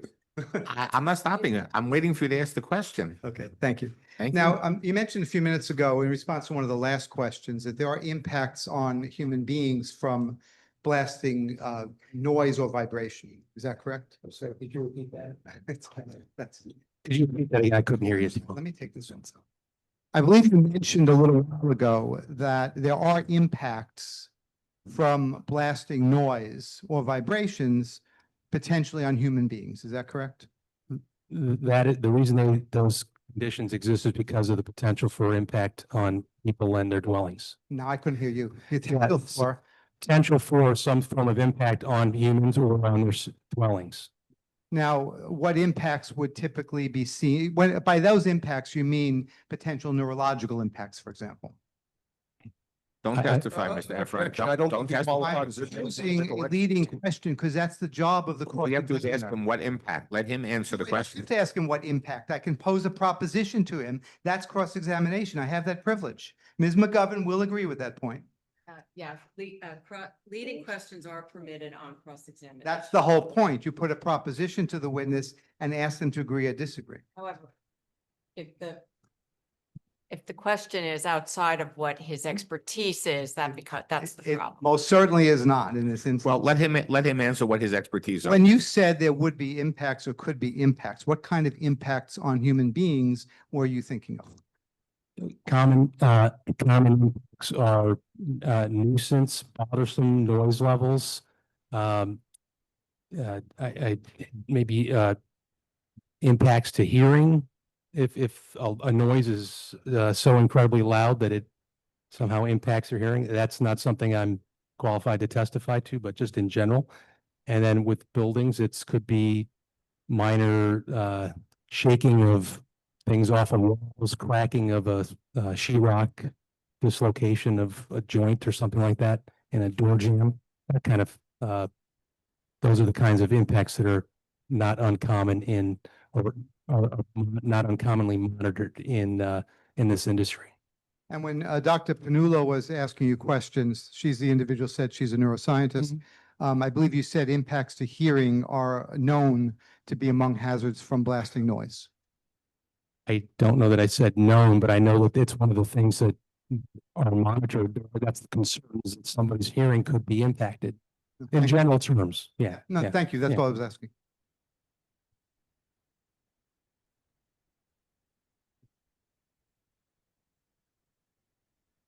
Thank you. That's all I have. Thank you. Thank you, Mr. Mr. Steele. Plucker. I'm not going to say it, but I just want to say for the record that all 200-foot property owner addresses that were obtained were filed with the board and they are made public as part of the application materials. So I would just ask that this board take notice that in evaluating the testimony and any comments made by Mrs. Panulo, see what her address is in relation to the development of the I property. have to interject very strongly here. There's not the slightest basis for inquiring into where someone lives. The only time that matters is whether they're entitled to statutory notice as a 200-foot owner. Anyone in this community or a neighboring community can come up here and raise these concerns. This suggestion we need to check where she lives is ridiculous. And to some people, not to Mr. Plucker and I, who are used to abusing each other in courtrooms and things of that nature, but to some people, it's intimidating and it should not be continuously raised. I appreciate that, and the board listens to everybody equally, Thank you. wherever they live. So let's ignore the address. So, and so I don't think we should ignore it. With all due respect, Chairman Bagel. Okay. Many boards require the street address of every Right. person who does appear. They And I may just do want to that. state that for the record. They may do that, but it's not in the law and it's not proper to demand it. And it's intimidating to the community. So I'm just looking at Cox, section 18-3.4, testimony of objectors. Objectors may appear individually and ask questions, blah, blah, blah. And then it says it has been suggested that boards would be most interested in hearing from those objectors who would be most affected if the site is developed as planned. And the MLUL recognized this and then it cites the case Di Maria versus Jeb Brook LLC 372 NJ Super. The court pointed out that the MLUL has recognized this by requiring individual notice be given to those properties within 200 foot.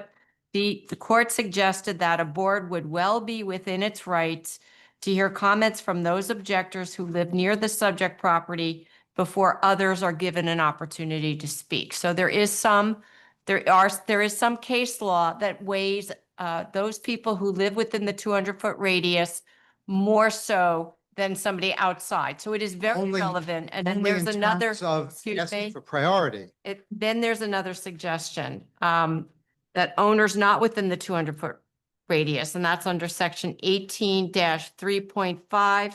And I agree, members that are not within the 200-foot radius have the absolute right to come up here and ask questions and make comments. But again, there's a prioritization that the board should know what members of the public are within that 200-foot radius because it gives extra weight to their comments and to their questions. I don't think that's the reason the court said that. The court said that because those who live closer to a project may have a greater interest in it. But that doesn't mean the board should give greater weight to their remarks. It's A more- person, excuse me, I'm very troubled by this. There is not the slightest shred in our laws that would suggest the board should give greater weight to someone who lives within 200 feet as opposed to someone who does not. If that's what you're going to be governed by, you're violating due process right and left. The court was not referring to giving greater weight. The court was simply saying, because we may have a long line of people and people may leave because they have to go home, those who live within the notice period could be given a priority so they get heard because they have an absolute statutory notice right. It was never saying the board should give greater weight. And I don't know where you're getting that from. I agree with Mr. Afford. I'm not saying that it gets greater weight. You I'm just saying did. it's, well, You I just didn't, did. I said prioritization. Those And people. you said the board is entitled to give greater weight to their Can I- comments, can and I that's what I'm say- reacting to. Hi, can I weigh in on this? Yes, you The may. board will weigh each person with the same weight based on their information that they provided wherever they live. We've always done that. That's been our history and the way we operate. So each member of the public, wherever they come from, we listen and we weigh their information based on the entirety of the project. I think Ms. McGovern may have misspoke when she said the board will give greater weight, and that's what I was reacting. Government said, and I understand what the law is, and I agree with her in the methodology of who can speak, but overall, we listen to everybody equally. Right, and this board has not maintained a practice of asking for 200-foot notice people to come first. And since the board hasn't, there's no reason to start inquiring into addresses. There is a question as to motivation of people. And if you're within the 200-foot radius, it says it right here. I'm looking. To some extent, the motivation of an objector must be considered. And it cites the case Exxon Company versus Bernardsville. So there are reasons why a board member or members of this board would want to know an address. It's not referring, though, to the 200-foot zone in that case. It's referring to a personal interest an objector may have that's different from other people. Understood, but Okay. there are a variety of reasons why it is relevant for a person's address. And Mr. Plocker is correct. The people within the 200-foot radius, we have them. That's there. So I don't understand what the objection is. To giving The them issue that is reason. asking for Dr. Panulo's address targets her for some reason which I don't understand. Her concerns would apply to anyone in the community. And I am reacting to the fact that a member of the community comes here in good faith, raises important issues, issues within her scope of expertise, as a matter of fact. And now she's being challenged as to where she lives. This is a problem. And I don't understand why you're endorsing it in any way. There's two things you said. One, she's not targeted. B, Well, it sounds that way. Not, I'm the To a member chairman. of the community, The it sounds chairman, that way. nobody's targeting her. Okay. And two, it was a question. The answer, just like in anybody else here can say, nope, I'm not going to give it to you. And that's okay too. It was asked and answered. We appreciate the colloquy, but at this moment, we're That's going to fine. take a 10-minute break so our court reporter can rest his fingers. Thank you for hearing.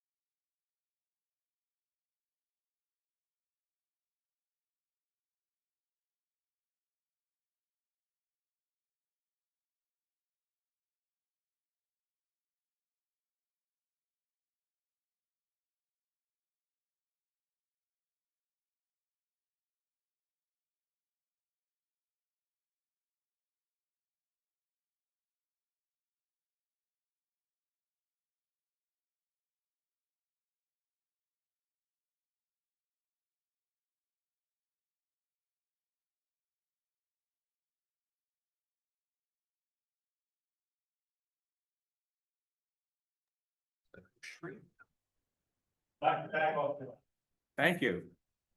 Back on the record. And Mr. Efron, you have the floor.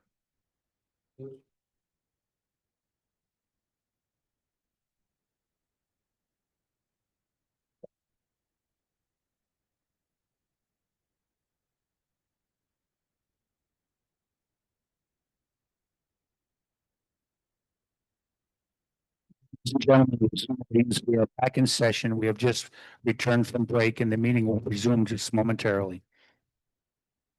Mr. Efron? Yes. Thank you, Mr. Chairman. We have several witnesses who are going to be called. First will be Paul Trachtenberg, who is going to make a presentation on several issues, and part of which he will be presenting will be explaining WeCare's position and reasons for objecting in this matter. Mr. Plucker and I were discussing some issues, and he indicated one or two areas he might find cause to raise an objection on. So that may happen, and we can hash it out when it happens. Yeah. Just as a predicate, Bruce, can we just confirm Mr. Trachtenberg is an officer of WeCare? Yes. Okay, thank you. So what is the difference between public comment and what he's going to present? For the board's edification and the public. Well, I think we have to wait till Ms. Trachtenberg speaks. I really couldn't really answer that, except I know generally what he plans to do, but I couldn't really say. But more importantly, he's an officer of WeCare. WeCare is the objector. Right. There is no other objector, although the community has a lot to say, but there's no other formal objector. And I think the objector has a right to testify through one of its officers to explain why it's here and what its position is. And, you know, obviously there may be things that Mr. Plucker may object to as we move forward, So. and we can deal with those as they arise. So what we're going to do is move cautiously and slowly, because we have to determine what is public comment. Can you speak? And we have to determine what is public comment and what is true testimony. So public comment can be testimony. So the board has to differentiate exactly what Mr. Trachtenberg is speaking about. So The only way we could do that is to let him speak. and see what exactly right. happens. Well, that's what I'm getting. Well, Ms. McGovern. Since he's represented by counsel, you should be asking him questions. I It's don't not, necessarily have to do that. I have a witness who can make a presentation. Applicants come in all the time. They have witnesses I'm make gonna a disagree. presentation. They even have developers who own the company make a presentation. They're not asked questions necessarily. I'm not obligated to ask them questions. well, I'm looking at section 18-3.4, testimony of objectors, and it says objectors may appear by an attorney at law, and if such is the case, all questions must be put by the attorney. If any testimony given by the objector should be given in response to the questions presented by his attorney. I don't think that's And- I don't think that's intended to say that the only way an objector's witness can speak is by being questioned. Well, I think it's meaning to say that the person who questions the objector witness is to be their attorney. I don't think it means that that's the only way an objector can present evidence. Well, I'm going to say, and I'll just Yeah. Reiterate what Dr. Bagoff said. What is the difference between public comment, like what you're proposing right now, versus you had represented earlier that you had witnesses that you wanted to put forth as representatives of WeCare to provide factual testimony? And That is correct in part, And- yes. okay, so we're back and forth here. I don't know. I'm going to leave it to the chairman I to decide how think- the meeting is going to go forward. I think that. That is a concern. I think that, well, I don't know why it's that much of a concern. Nobody's ever been poisoned by hearing words. If it's objectionable, the chair will make a ruling. I mean, I don't see why it's that necessary to raise right now before he said one word. I would say that I don't think there's any rule that says an objector representative of an organized objector, an organizational objector, has to be questioned only line by line rather than stating the position of the objector organization. I'm not aware of any rule or case that even says that. And So what what you we cited do- with respect what we is not exclusive. We're getting down into the weeds. We are. So in order to pull ourselves up and to make it clearer, we're going to ask, the chair asks you, Mr. Efron, to ask a question of Mr. Trachtenberg. Mr. Trachtenberg can answer the question, and we will go slowly. If we find that he is not testifying and providing, I know, I saw, I want, let me show you, that is anything but factual, that is more public comment, we'll rule on it in that fashion. And Mr. Plucker has the option of providing his comment along the way. I have to disagree that there's somehow a distinction between public comment and a commentary by an objector witness during the objector case. Public comment is for people who are not objectors and haven't entered the case. That doesn't mean that an objector representative can't give their own narrative of the position of the objector group. I think you're establishing a false distinction. Well, the objector group has been heard from in many ways by your experts. Well, that's correct, but So not is there information that you say that Mr. Trachtenberg has that has not been brought forth by any of the experts that would impact the board's decision? I'm sure he has information that could impact the board's decision. But also Ms. McGovern just got through telling us that the board should consider the motivation of an objector. Now you're telling me that when the objector representative explains the reasons why the objector group is here, somehow that's public comment. Now, it can't be both ways. You can't take the position that the board can inquire into the motivation of an objector and then say that the objector representative can't explain its motivation. Well, the motivation is whatever his motivation is. We'll find that out shortly, but we have to be careful not to have public comment, because then public comment becomes testimony.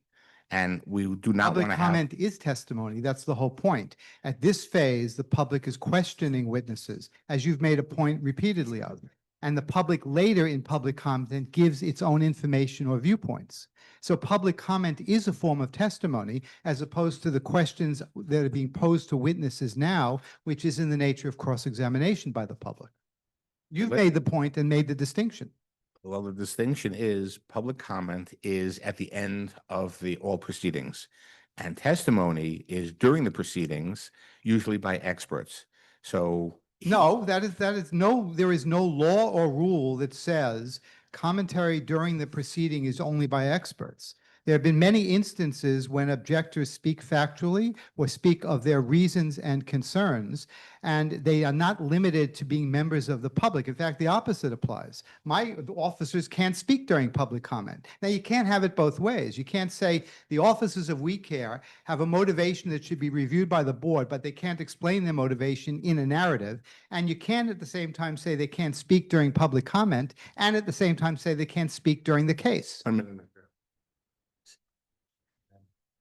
No, I have the list. No, he never said that. He never said. okay, let's hear Mr. Trachtenberg. I'm sorry. gonna just cite Ms. McGovern, the on the record. statute, okay? It's NJSA 40:55D-10 hearings, section D. Testimony of all witnesses relating to an application for development shall be taken under oath or affirmation by the presiding officer, and the right of cross-examination shall be permitted to all interested parties through their attorneys if represented, or directly if not represented, subject to the discretion of the presiding officer and to reasonable limits as to time and number of witnesses. All right, so I the don't board, have that in front of me. May I see your copy for a moment?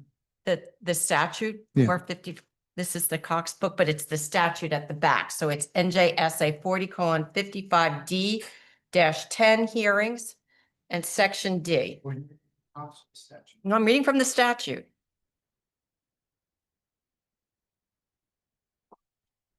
Okay, we're going to take a minute for Mr. Efron to take a look at this.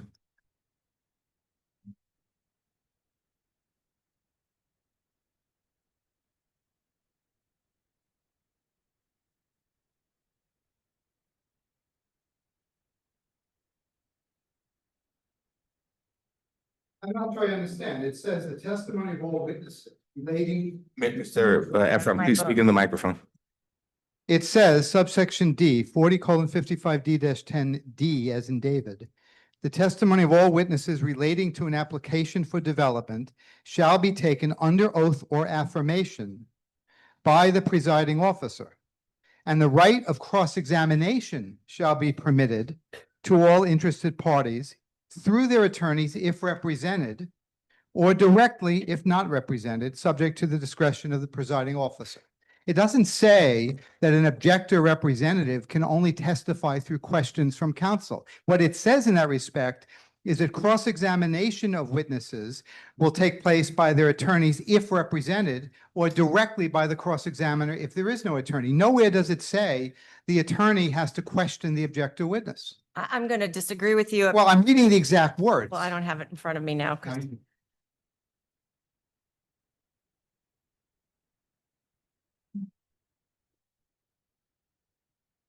The officer, there's a variety of sections that talk about the way a hearing Well, proceeds. you were citing D, and I'm reading D, then and it doesn't say that. right above it, the officer presiding at the hearing or such person as he may designate shall have the power to administer oaths and compel attendance of witnesses, production of relevant evidence.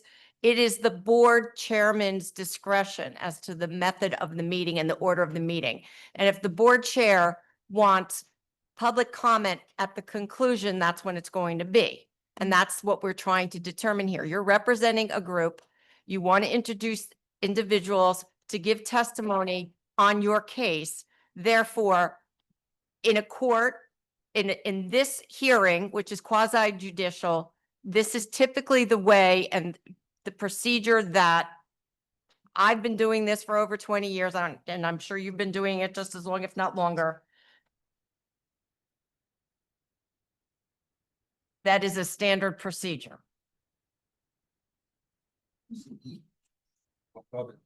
I said the one above it talks about the order.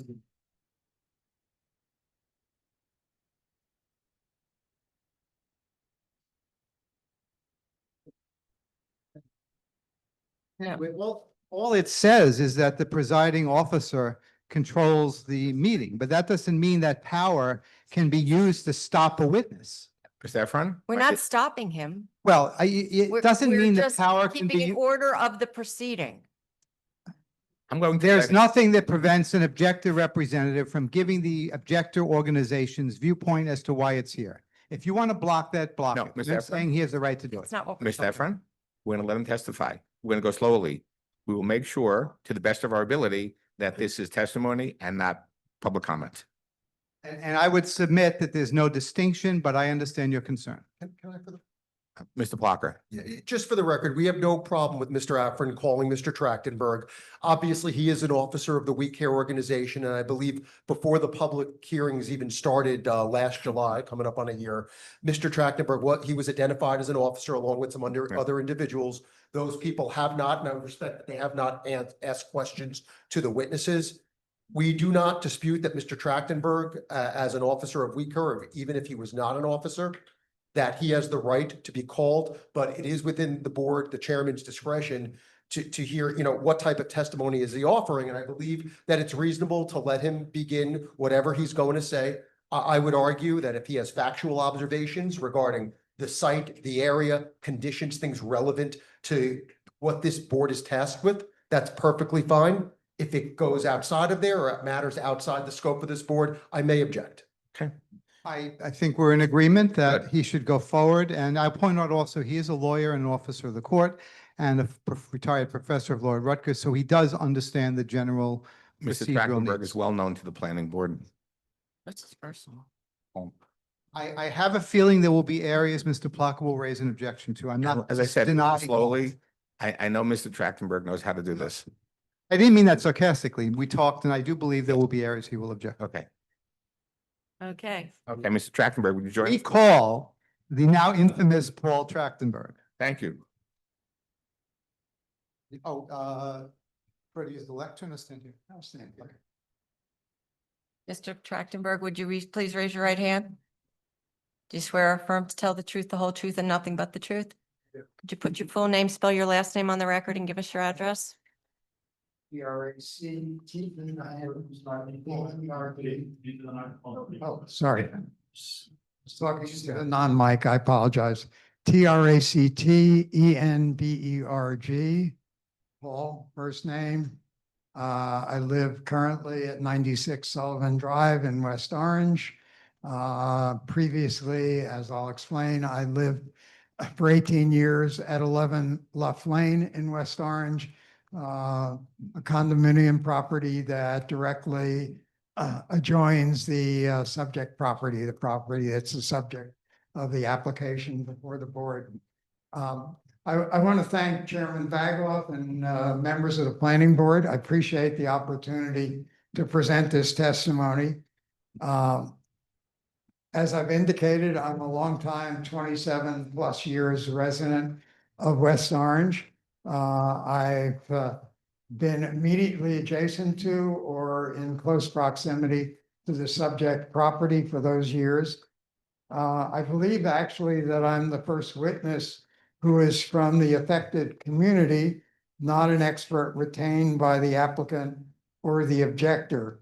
And I have to say a word about that. That has enabled me to observe and evaluate firsthand the impact the development you are considering would have on your neighbors who live nearby, as well as on the broader West Orange community and neighboring communities.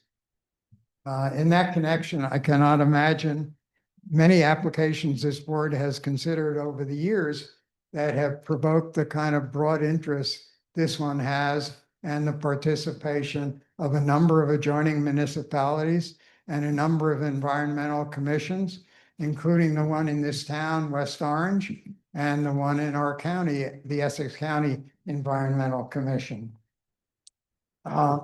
Because the applicant's effort to develop Block 179, Lot 32, has been proceeding for so long, substantially more than 20 years, I believe testimony to the planning board that briefly puts the current deliberations in context could help you to make a reasoned decision. And I know you're committed to exactly that result, a reasoned decision. Chairman Bagloff and Mayor McCartney, among others, have personal experiences for much, if not that entire time, but others have not. I also want to testify about my personal experiences as a longtime resident of West Orange and of the West Orange, West Essex Highlands condo community that are directly relevant to the issues before you.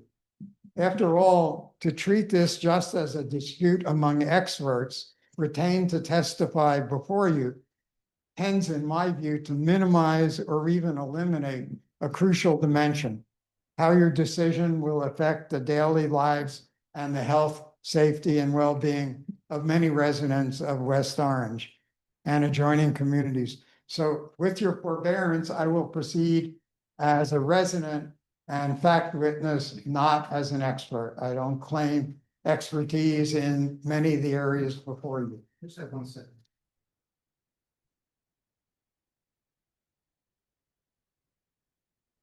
Just checking on time. Can I make a statement before Mr. Trachtenberg begins? Mr. Plucker. Yeah, based upon Mr. Trachtenberg's introduction, it seems that he intends to introduce evidence regarding prior proceedings, and he even alluded to that certain people on this board have had personal experience. So to the extent that that's the case, I think this board's mission is to focus on the application, all of the application materials submitted. This is a particular application under a particular zoning ordinance, and anything that happened before this board in the past is not relevant to this application or the board's decision.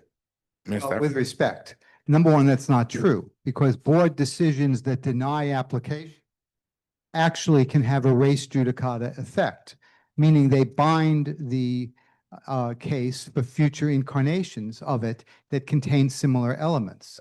So to begin, you can disagree with the law if you want, but planning board decisions can have res judicata effect. And therefore, what happened in the prior application does have relevance, especially since there are some elements that are in common.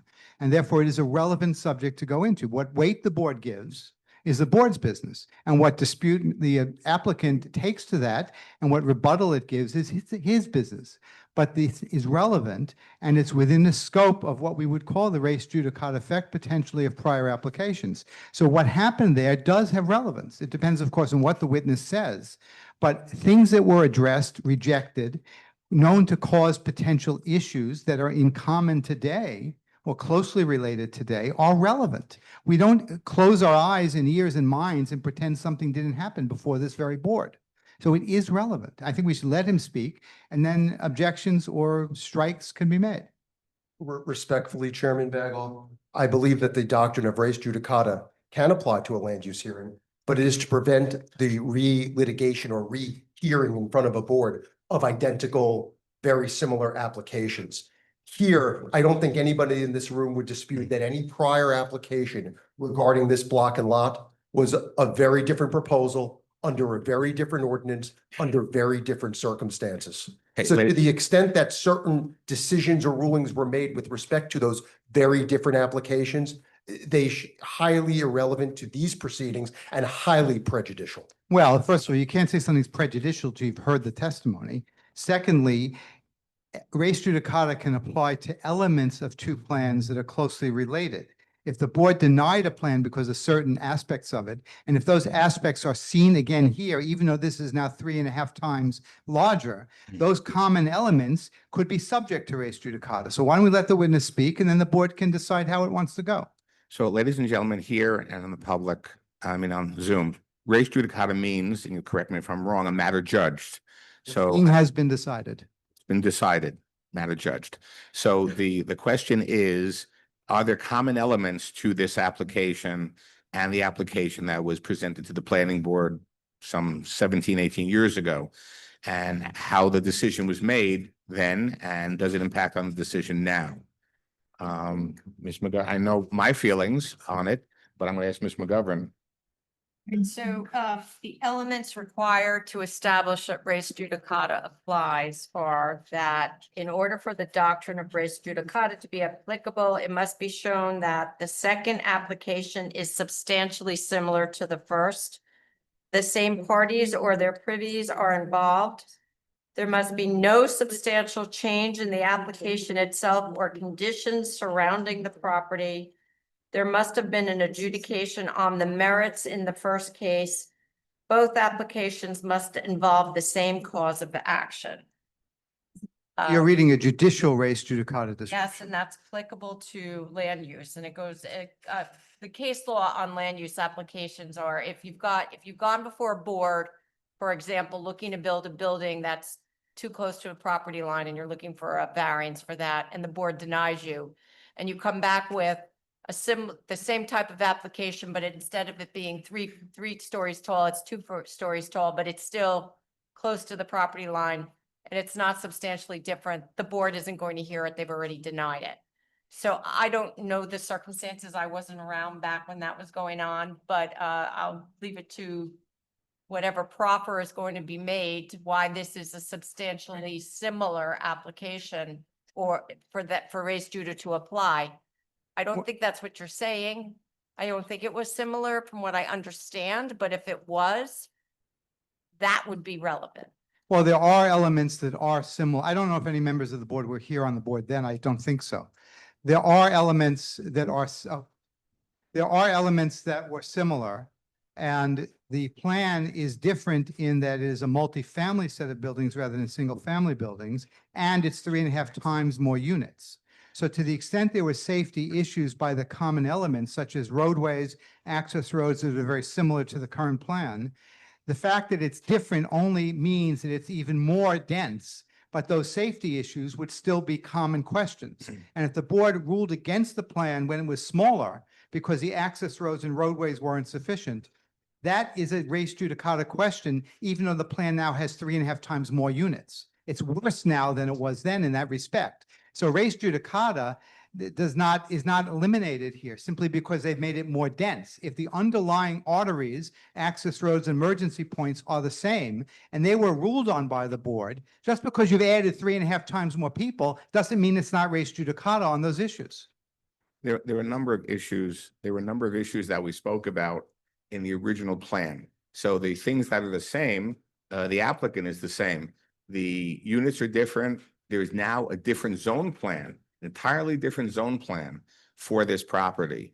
There are other elements that preserve many more trees than were going to be removed in the first plan. There was also issues with a waterway in the first plan. There was issues with sorry? There was also issues with the waterway. There was issues with the waterway. There was issues with the divided roadway. So there are many issues that are not similar in this plan. So the only issue that is similar is the issue of the roadway, one roadway, not all. So the amount of things that are different are greater than the amount of things that are the same. The issues that caused the board to make the decision that it did at the time were there a number of issues that were not able to be resolved to the board's satisfaction. So to that end, unless the mayor, who also sat on the board with me, has any other comment, I would. Could respond on this point, though. I'm almost done. The word is issue. Can I finish? Sorry. That's okay. So to that end, in the law, there are enough things in my mind that is different in this application that I would say that all things relative to that application should not be heard here. We have heard issues of forestry. We have heard issues of animal husbandry. We've heard issues of ornithology, and all those things make sense. However, going back over something that was not approved 15 years ago doesn't enlighten the board, and the issues that were presented at that time have been brought out over time during this application. Mr. Efron, you want to respond? Yes. And then Mr. Plucker. In addition to res judicata, there is another doctrine closely related, and that's issue preclusion. And so even though there are different elements, obviously there are some, there are issues that are in common. And so those issues that are the same, if having been adjudicated by this board in a smaller plan, if they remain the same today, even though it's a larger plan, issue preclusion would still be a relevant question for the board.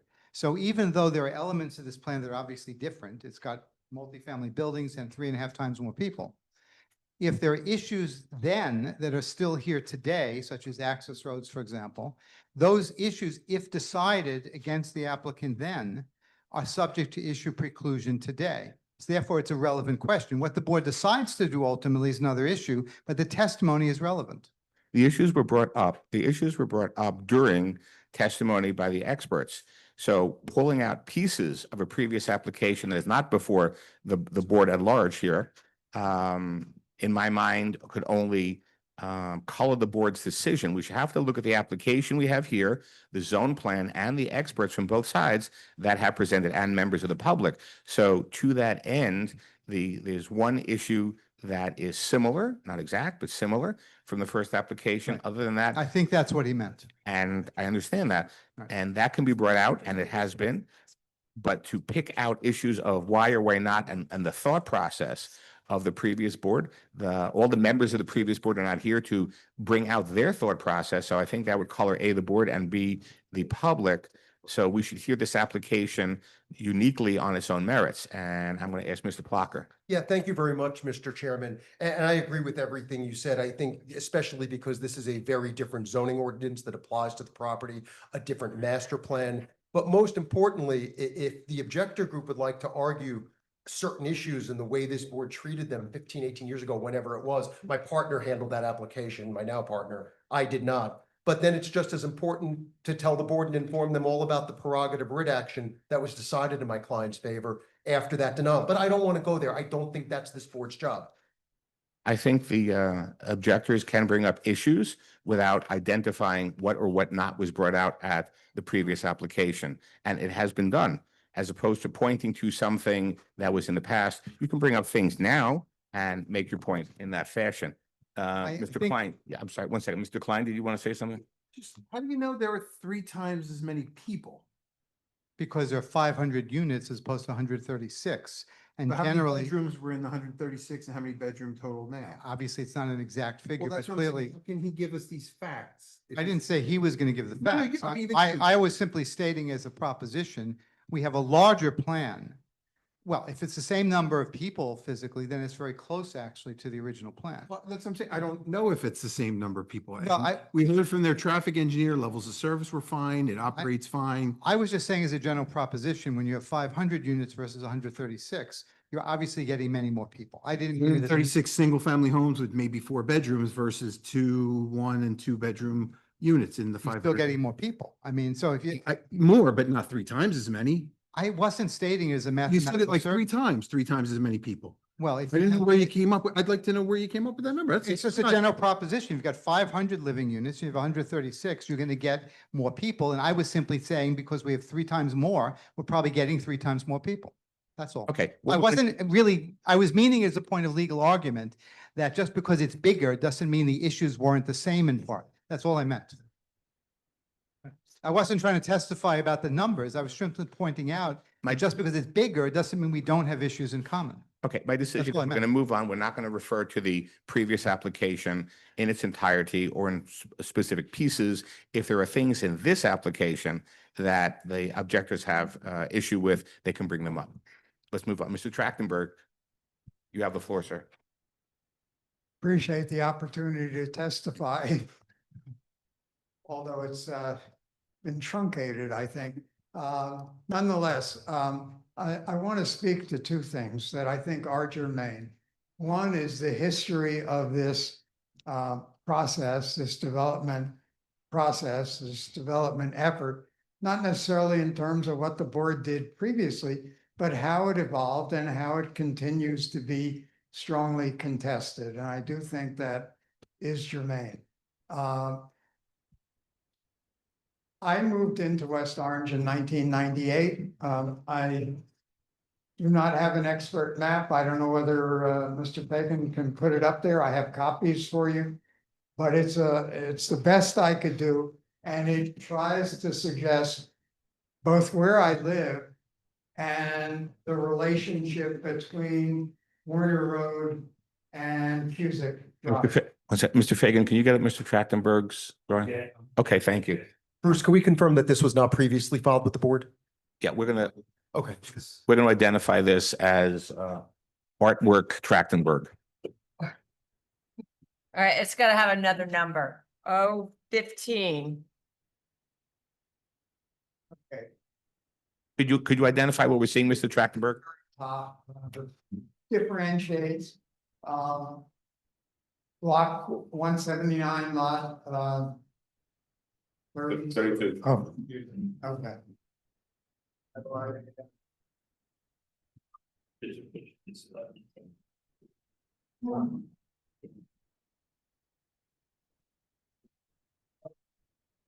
So 11 Luff Lane is where I lived for 18 years. It's directly. I'm sorry, directly adjacent to block 179, lot 32. Warner Road intersects with that property and runs down until it connects. Can you move it up a little bit, please? It connects to Warner Road, which eventually connects to Eagle Rock Avenue. Eagle Rock's the first public road. I'm familiar with this from having lived there all those years. This is Cusick Drive, which is not proposed for general access, but is a possible fallback. And from having lived in that neighborhood, I just want to point out that Cusick runs for far less than a half a mile. It winds up 1/10 of the mile down Warner Road from where Warner Road intersects with block 179, lot 32. So to the extent one would consider opening up Cusick, all it does is run by some residential buildings and connect about 1/10 of the mile down Warner Road. The rest of Warner Road and Oval Road would be unchanged by opening up a second access.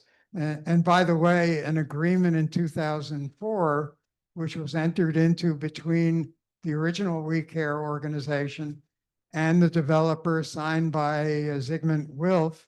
I'm going to object to any reference to any prior agreements, litigations. We're not denying that they do not exist, but this board is not the proper forum for them. Well, it does relate to the question, if the applicant had given away rights in land, then the applicant's standing as a proprietary interest in the application is affected, and therefore it is relevant. But Mr. Efron, we don't have a copy of that for the board to judge. So this is hearsay testimony.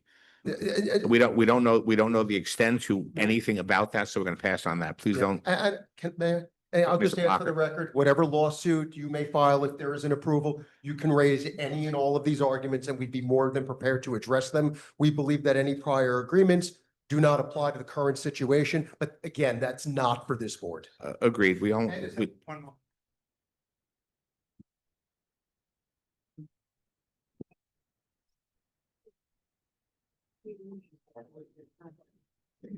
The point is that, well, if the chair thinks it's hearsay at this point, because the agreement's not before us, we'll address it later, but we maintain its relevance. yeah, we're not gonna hear, okay, we're not gonna hear this right now. Not right now. Okay. Okay, good. Thank you. Thank you. Mr. Trachtenberg, you have the floor, sir. Yeah.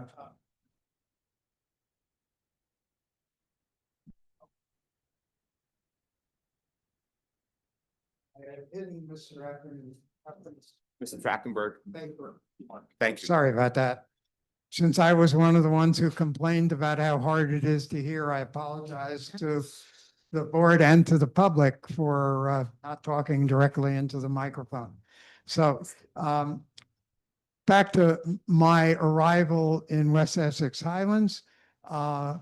Within a short time of my arrival, I was told for the first time, I bought from an original owner, that there would be, quote, shovels in the ground by the spring. That would have been the spring of 1999. At that point, many of us in the community were very upset about the prospect of a major development joining us. We went to the West Essex Highlands Condo Board and requested its assistance in objecting to it. They claimed, I think wrongly, but they claimed that they were bound by their agreement with the developer from challenging any development proposal. But they pointed out that individual unit owners were free to object. That led several of us to create the organization, which became We Care, which included a lot of individual unit owners of the Highlands, some residents of the Grand, residents of Howell and adjoining neighborhoods. And we became the objectors before the board in the first go around. And it resulted in a denial. I won't go into the details. I won't argue the relevance, but it resulted in a denial. There was an effort, which I think is germane in my head, at least to this, between 2006 and 2008 to preserve this property as open space. It was then part of the master plan of the town and the open space plan that was a high priority property to preserve as open space. The effort fell apart when the economy fell apart in 2008 and a lot of money was off the table for acquisition. Just as a matter of personal privilege, the township council did propose and agree to pay for 2 appraisals of the property because there was some dispute about its value. I'm going to object as to whatever actions the town council may have or may not have historically enacted or any studies they may have conducted. We're here to deal with this application, this development, this zoning ordinance. I'm gonna let him do this because it's a little history, so I have no problem with that. I'm sorry. Go right The ahead. township council in its infinite wisdom chose not to make public the results of the appraisal after they were submitted. It led me to threaten and then bring an Oprah lawsuit to seek those appraisals. We eventually won in the appellate division. I got the appraisals. The appraised value was much less than John McKeon, then the mayor, was publicly indicating would be the value of the property. And that really jump-started the preservation effort. It was aborted by the financial collapse in 2008, however. Mr. Plucker mentioned earlier that the developer was during this time, also attempting through the courts to overturn the planning board's denial. Okay, let's move on through all the denials and get to more facts about the Okay. case, okay? Thank you. Fast forward to the period 2015, 17, and on to 2020, which was, I think, the period where affordable housing entered the picture and became a key to the current proposal before the board. The key events surrounding that were really in 2020, when, among other things, there was a settlement, 2 settlement agreements entered into. There was a judicial fairness hearing, and there was an ordinance adopted by the council, which is the ordinance that Mr. Blocker has made clear is at the heart of his argument to the planning board. As an involved citizen for many years, I have to say that 2020 was the heart of the COVID I'm epidemic. going to object to the extent Mr. that Blocker. any of the actions regarding the town's filing of its declaratory judgment action, the mediations which ensued, the settlement of that action, the fairness hearing, the rezoning of the property, and the judicially noticed compliance hearing, that any of that should be looked upon negatively because it happened lawfully during the COVID-19 pandemic, should be completely disregarded by this Okay, board. we're gonna move through all legal ease and get to the land. I will move on to you. another dimension, which is Thank you. Both my observation as a longtime resident, and I think I speak, as you've heard from the questions from the public, on behalf of a lot of people in the public who have deep concerns about how this development will affect them, their health and safety and well-being.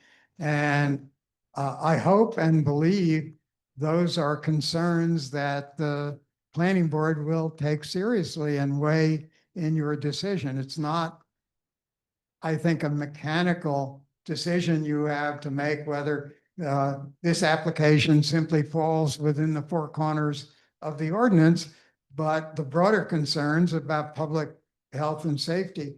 I was struck, as a matter of fact, when I looked at the Vision Zero report for West Orange, that Mayor McCartney had indicated that her primary concern as a mayor was the safety and well-being of all the residents of West Orange. And I think that issue, directly or indirectly, is before this planning board.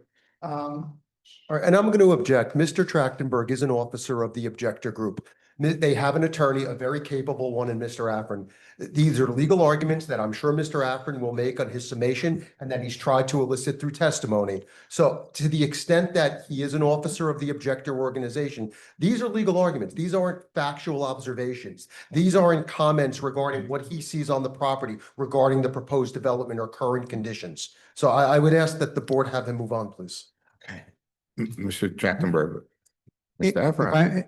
if I may, the motivation of an objector, as Ms. McGovern pointed out, is relevant, and the concern of an organized group of safety and health issues is a relevant part of the reason they're in the case.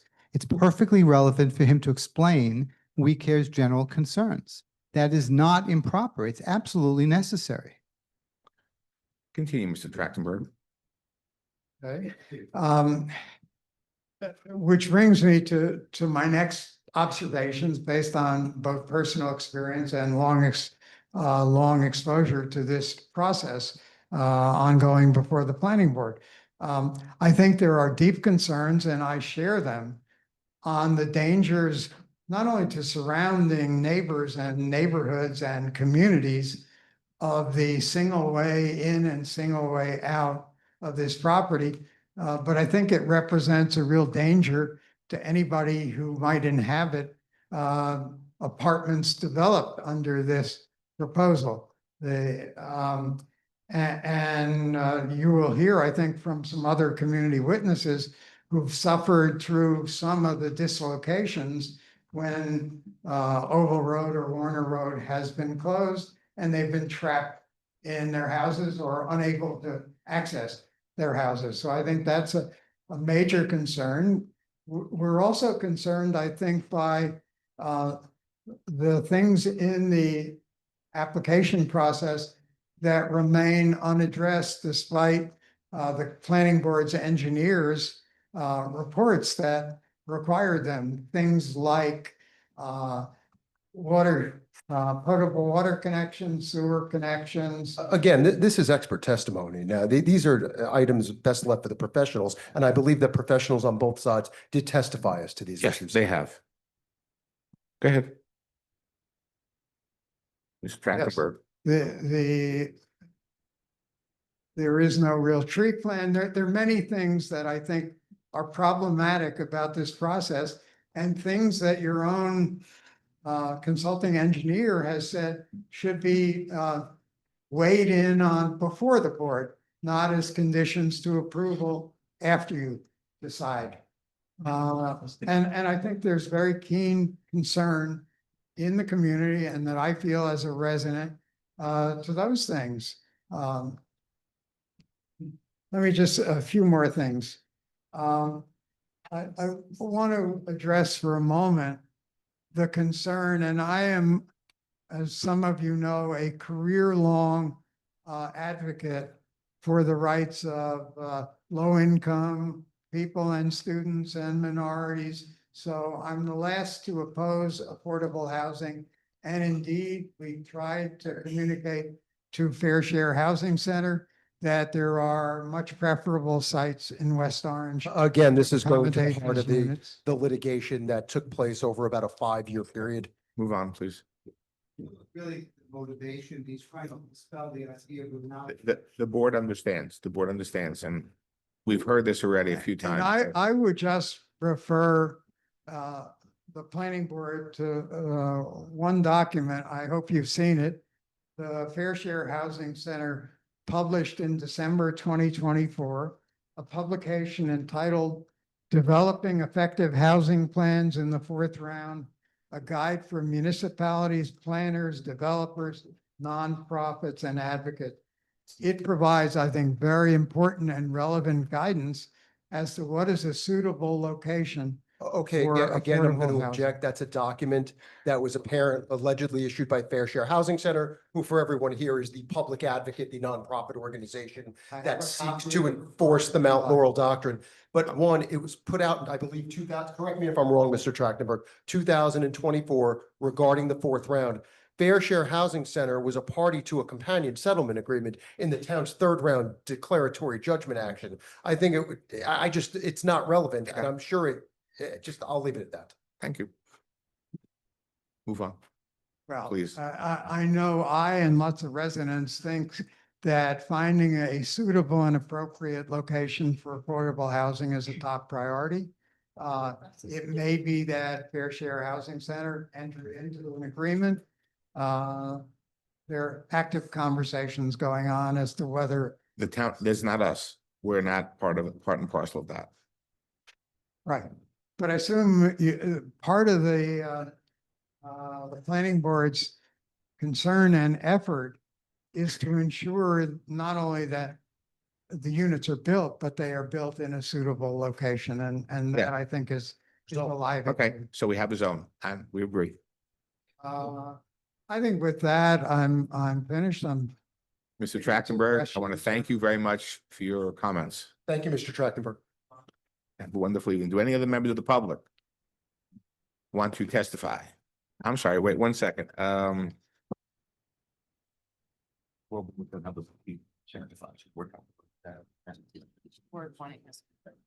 Okay, Mayor, Mr. Trachtenberg, don't go away. Mayor McCartney, we can ask questions. Do you have any questions? Don't really have any questions, just a couple of things that Mr. Trachtenberg did say, that the only common denominator that I do remember from the only common denominator that I do from was the road, the ingress and egress. The township is in the process of developing its fourth round for affordable housing. That's underway right now. With all due respect, I have a copy of your resolution. And there were a number of No, concerns. Mr. Trachtenberg, we're not going to back. We're in the going fourth back to the round, right? resolution. So that was in the third round. I thought the mayor raised it. I was trying to. I was talking about the fourth round, not the third round. We had one commonality, that was the roadway. We agreed to that. I think what I do recall is talking about trying to preserve the land, that it was never for sale. So as I remember actually asking that during the hearing at that time, and we were told numerous times that the property was not for sale. Yeah, well, I don't think that's entirely accurate. We were in serious discussions with the Well, Mr. developer. Trachtenberg, again, it's the way she remembers it. This is the way you remember it. This is the way she remembers it. Okay. Both equals. Have no problem with that. With great respect, I do think that if the mayor raised her own recollection that it was not for sale, then I think the witness who also was involved in these things at that time does have the right to give his actual recollection. He did. It's not relevant whether the property was for sale or not. Okay, Still not. he did. He talked about what happened. So he had his recollection. The mayor has her recollection. Okay, that's fine. Thank you. Just one thing that's not a Yes, sir. matter of recollection, but of record. The township actually submitted in 2010 a Green Acres proposal to fund the acquisition and preservation of this property. Okay, I'm gonna object. It's irrelevant to this application. Mr. Klein, I have no questions. Ms. Kapfer. Vice Chairman Garino. I'm sorry. Did you say something, Mr. Efron? Questions at this time? Mr. Alper, No, thank you. Mr. Cardoza. No questions, thank Mr. McNeil, No questions, thank you. Mr. Hazel. No question. Okay. Do any members of the public have any questions for Mr. Trachtenberg on his testimony? Seeing none. Thank you very much, Mr. Trachtenberg. I'm sorry. Oh, I'm sorry. Councilperson Scarpa, do you have any questions for Mr. Trachtenberg on his testimony? No. Thank you. I think she's still trying to talk. I think she went out. She's trying to say something. Yeah, I don't have anything for Mr. Trachtenberg, but I do have a concern about the residents related to the blasting and taking their comments seriously. You know, we did state that the township has a responsibility. Perhaps they would be more at ease if we could answer the questions of who in the township would be tasked with monitoring the decibel levels of the blasting and what equipment, methods, and procedures they would be required to use. Mr. McNeil? So typically, and I'll have to confirm after review of the code, but typically it would be on the building department for inspections, as well as any site inspectors for the township to review the site improvements for the project. So typically, based on my experience, it's either the building department that would be in charge of the inspections on site, and maybe on top of have a separate inspector to review and inspect the site improvements separately. Thank you, Mr. McNeil.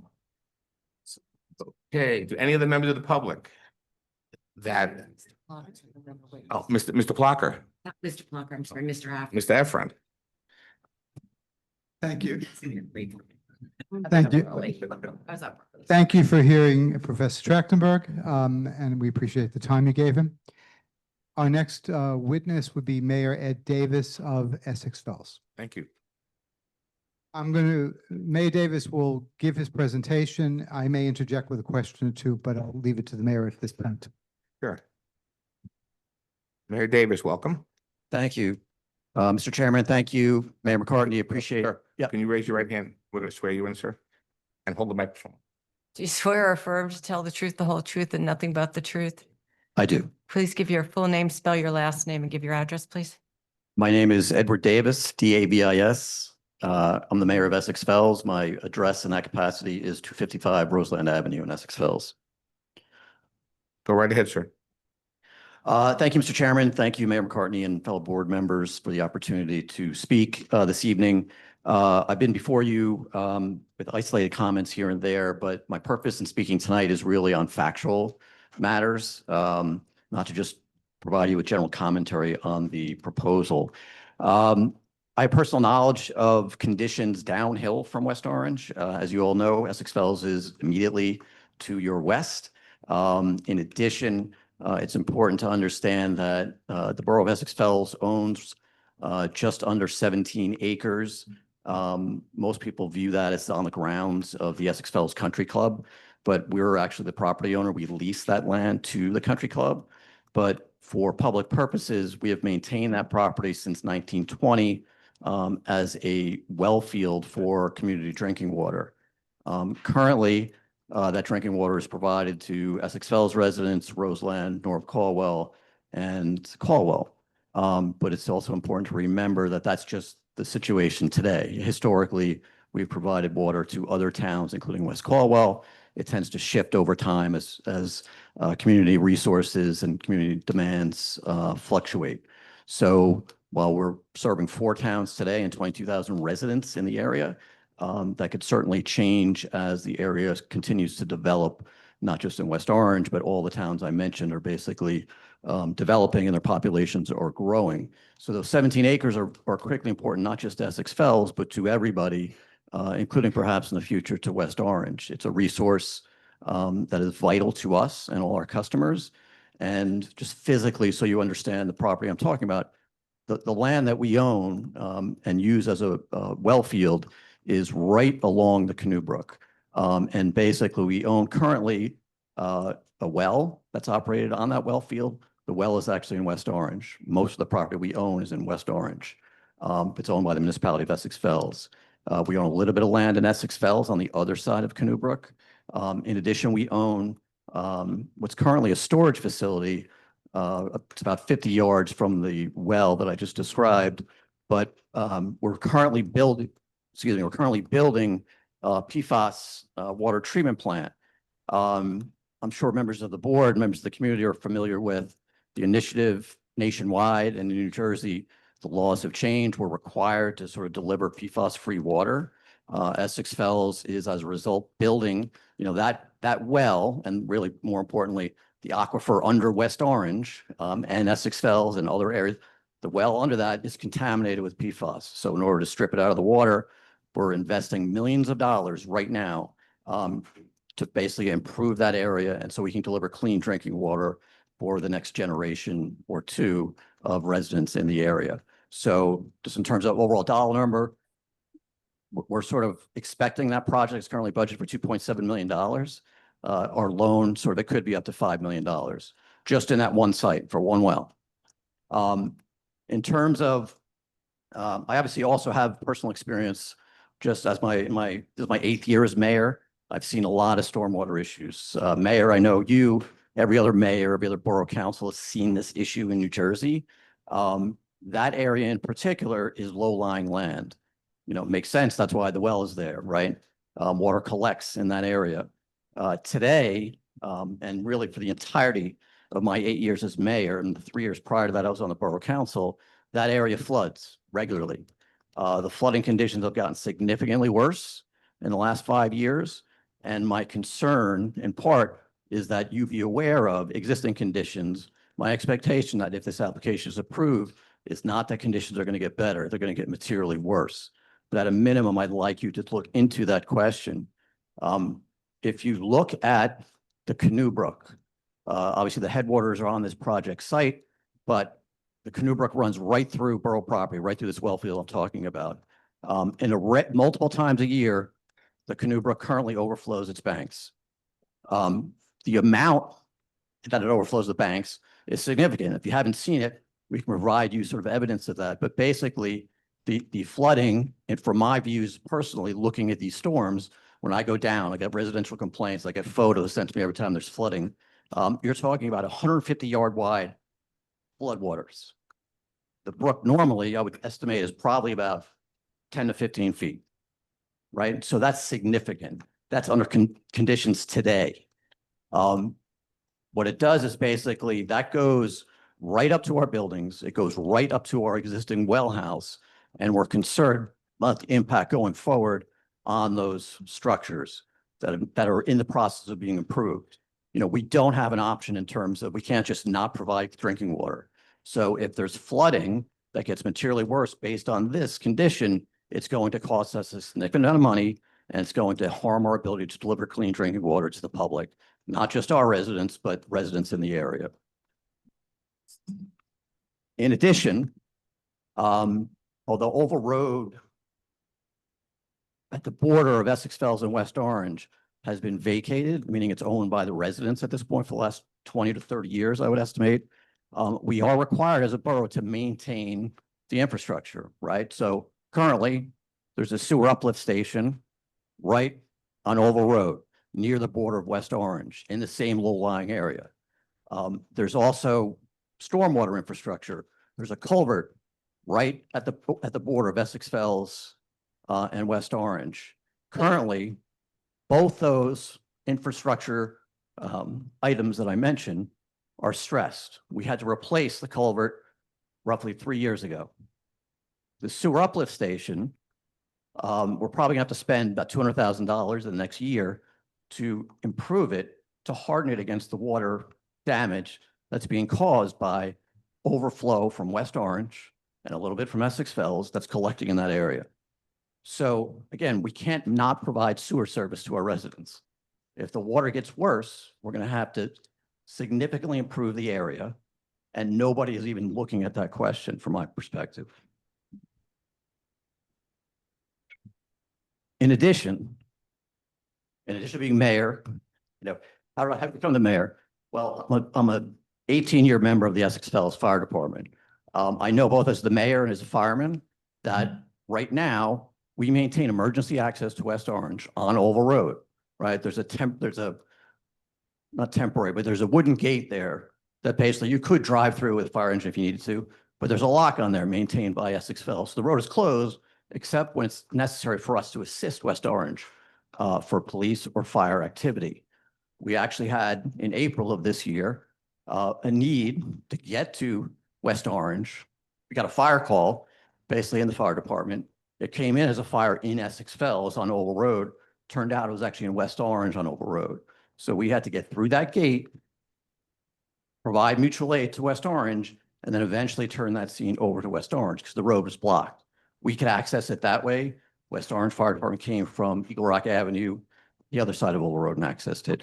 My concern, given the floodwater impact I see today, if that area is washed out, if it's at all, if there's a storm and the water continues to collect and it gets worse, we will not have the ability to provide mutual aid to West Orange unless we go all the way around, which is going to take a significantly greater amount of time. That's not good for us. More importantly, it's not good for West Orange. You're eliminating an emergency access that's there for a reason.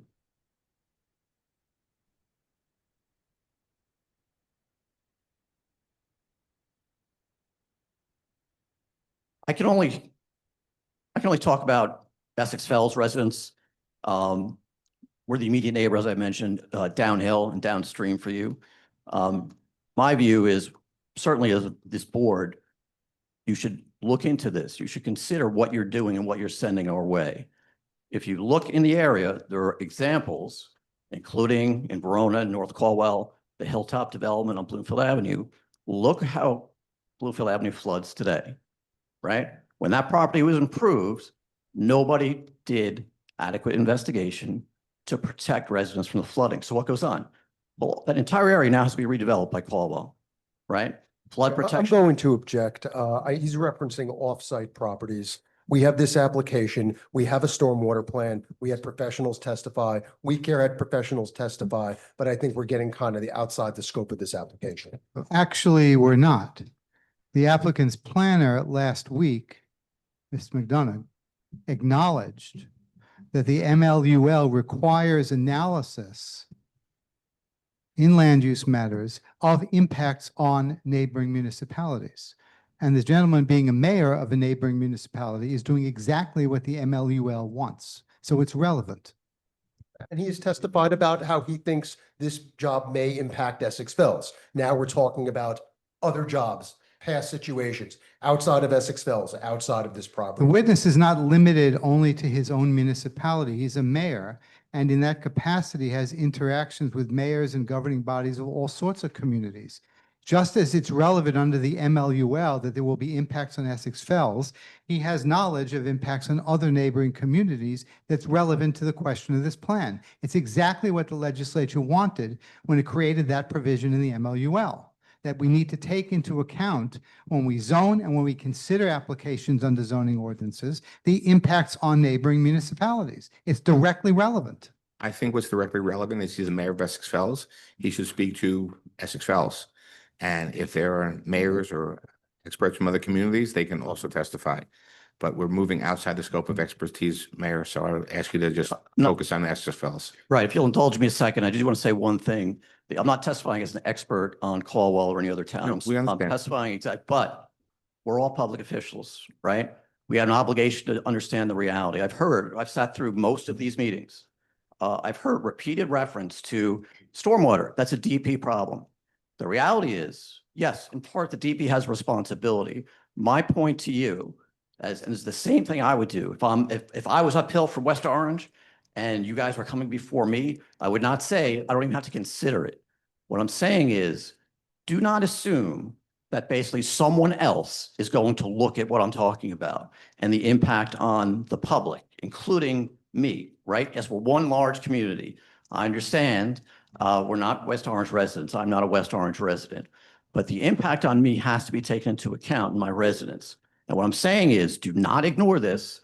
Do not offload this to DP, because we've seen plenty of examples as public officials where the DP is not going to save anybody in 2 years once this thing gets built. So that's your job, right? That's my job in my community. It's your job here. So all I'm asking is that you take notice of that. You make this applicant prove to you, to your satisfaction, that these things are taken into account, and there will not be an impact of a negative nature. There's a problem today. You know the problem is going to get worse. Hold this applicant to that test, and please protect my community and your own community, as well as Verona and other neighbors, adequately. You know the problem exists. Thank you. Thank you, Mayor. Okay, guys. I just have one quick question, Right quick ahead. questions.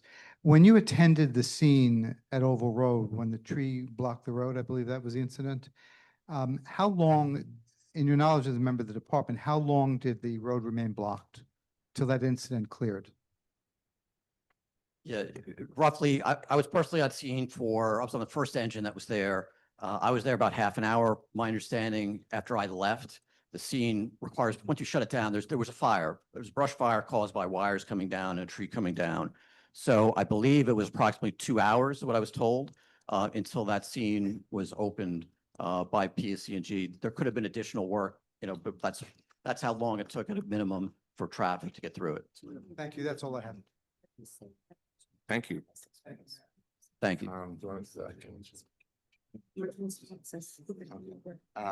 Don't go away, Mayor. Mayor McCartney, do you have any questions? Not at the moment. I guess, yes, maybe, yeah. The one, Said no, maybe? yes, Hey. I do. Thank you, Mayor Davis. The one about emergency access. We discussed the emergency access on Howell Drive, but we have not discussed this emergency access. This is truthfully, the first I'm hearing about emergency access near the Canoe Brook. Yeah. I'm not familiar with any other emergency access.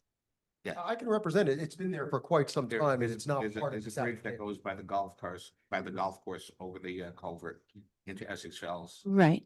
Yeah. But is that something that we would want to I'm sorry, there is. I'm there- about the emergency access that Davis just brought up. This was the first time hearing of it. I realize it's not part of this application, but is that something that we should, as a board, be considering? We'll talk about that. Okay. Afterwards. Thank Thank you. Mr. Klein. Yes, so Mayor Davis, you said a couple of times, conditions will get materially worse, and you were talking about water? I'm talking about stormwater primarily, but I'm also talking about the indirect effects on quality of drinking water, and that's a concern, given that we own a well field and we draw from that aquifer. So what do you base your opinion on that it's going to get materially worse? Well, because I'm downhill and water runs downhill, it's bad now. Basically, the infrastructure that's there, both in West Orange and Essex Fells, by the way, because I've seen both sides of it. There's a retention pond in West Orange. I believe it was built when the condos were developed. That infrastructure, the amount of water coming from West Orange alone is at the top of the culvert, right? Meaning there is zero excess capacity. In addition, the water from Essex Fells that's coming down Oval Road and drains to the Canoe Brook from the other direction, that's hitting a wall of water that's coming from West Orange. As a result, everything is backing up in Essex Fells. That's what's taking out our sewer uplift station. So right now, we, as I mentioned, 3 years ago, one set of improvements already under existing conditions. Stormwater impact is so great that the existing infrastructure is inadequate. Second improvement, it's budgeted. We haven't done the work yet, but we need to reinforce, that's the $200,000 figure I mentioned to you, the existing infrastructure because of the backup from the water, the wall of water from West Orange. There is nobody, and I'd be happy to kind of talk through whatever expert you have. There is nobody on this dais or in Essex Fells that doesn't expect that water to get worse. You're putting impervious coverage, you're cutting down massive amounts of forest. The stormwater, and you've had expert testimony before you, the stormwater is going to get materially worse. I can't give you an exact figure, but come on, look at Hilltop, look at anything around us. Look at the hill and the topography where we are located. If we're overflowing the banks, guys, by 150 yards today, what do you think it's going to be when you put this up there? So, Mr. McNeil, I'm going to ask you. Yeah. Does that statement make sense to you that the drainage and the stormwater conditions will be materially worse after this development is built? So that is definitely, I think, subjective a bit. So I will say this, the applicant from our review, as well as DEP's reviewed, has complied with the 4 major prongs of stormwater management as outlined in NJAC 7.8, which is the state code for stormwater management. And that's runoff quantity, runoff quality, groundwater recharge, as well as green infrastructure. So they have met the standards for quantity and quality. So for quantity, they have to reduce to each point of analysis. The design has been prepared to meet the runoff quantity as outlined by DEP under NJAC 7.8. So this will get slightly better, if not stay the same. So what they'll do is they'll mitigate the impacts by reducing their peak runoff. Okay. So really what happens in stormwater is with the impact of additional impervious coverage, there will be more volume. But what the state puts out in the regulations, the basins on site slows the rate of runoff. So they hold more water on the site and let it leave the site at 50% rate of the 2-year storm, 75% of the 10-year storm, and 80% of the 100-year storm. So really what that's saying is if in current conditions, you're at 10 cubic feet per second in the 2-year storm, they are required to hold that back to 5 cubic feet per second, which based on our review, it appears they have complied with that requirement. Okay. Thank you. So did I think you sent a letter in a long time ago at the beginning of this that your engineer had looked at this and didn't agree with that? And that's where you. That was wrong. That's wrong. I'm sorry, wrong town. Okay. Said that the applicant is wrong, they calculated incorrectly and there will be flooding. Now, I realize DEP has done its end of it, as the engineer said, but you have evidence before you from an expert who says they've not calculated correctly. And here are the reasons, and Mr. Walsh was very detailed. And so you are not obligated necessarily to rubber stamp because he said something. You have an expert who gave very, very detailed and considered explanations as to why flooding. We're getting into legal argument here. Mayor Davis testified. okay, This was his okay. observation. Right. Then Let's stick with that. Yeah, I would. You never. By point. The point is, it's the DEP has said this, I'm Okay, entitled to remind you Mr. that- Efron, and for the public, the board has heard all parties and the honorable mayor. We will take all things into consideration, including all of the experts' testimony. Thank you. Yeah, and I would just, in response to the engineer's comments, I keep hearing the same reference at the many hearings which you guys are patient enough to sit through about, oh, the applicant's met its burden under the law. I disagree. And the burden, can anybody on this dais explain to me? I've told you the existing conditions, right? You could give me whatever credibility you'd like. 150-yard storm today. You're going to tell me that what's the impact is going to be reduced? Really? Is that credible from your own engineer? But if not, how much worse is it going to get? That's a great question. That's something that you should get your own experts or get the developer to testify to precisely. And again, do not outsource this to the DP assuming they did their job, because my belief, based on personal experience, what I've done through the DP and plus what I've seen here, the answer is they have not discharged that obligation. You have an independent obligation of the DP. You should satisfy it. But are you an engineer? Do you check I'm the not county? testifying as an expert. You just said that they don't meet, our engineer said they're going to reduce the runoff for the 2-year by 50%, 75% for the 5 and 10. Yeah, for the- So, and you're saying He no, said that's the rule. and they met the 4 prongs and they met the rule. And Review, Yeah. DEP's review, your on review. on my review, in our letter, we do have concerns about some of the soil testing that Princeton Hydro brought up. But to mitigate that, and something we discussed previously at one of these meetings, was they're required to do soil testing during and post-construction to verify the submitted soil testing that we have reviewed. So if what they submitted was, the seasonal high water table is 10 feet higher than what their geotechnical engineer certified, then they will have to address that in construction. They will have a stop work order for construction. And if the seasonal high water table is 10 feet higher than their design, they will have to stop and address it with a revised stormwater design that would have to be approved by DEP as well as our office. Right. So and at this point, all we could do is review soil testing, right? Everything that I have reviewed on the soil testing, yes, I do have similar concerns with the discrepancy that Princeton Hydro indicated.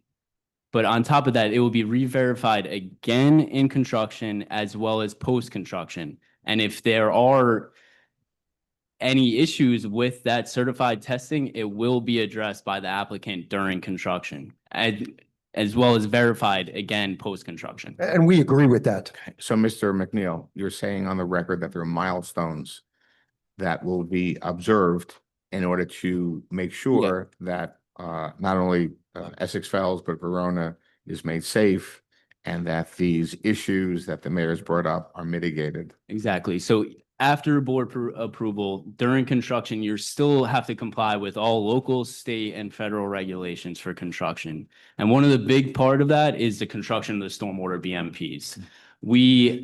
And you'll see it all in any municipality, there's failing basins, right? So DEP has required these soil testing to avoid failures in basins.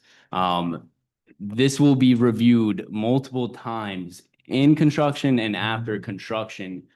We will have site inspectors on site while they're excavating, while they're backfilling, while they're placing the infiltration basin sand layer, while they're compacting.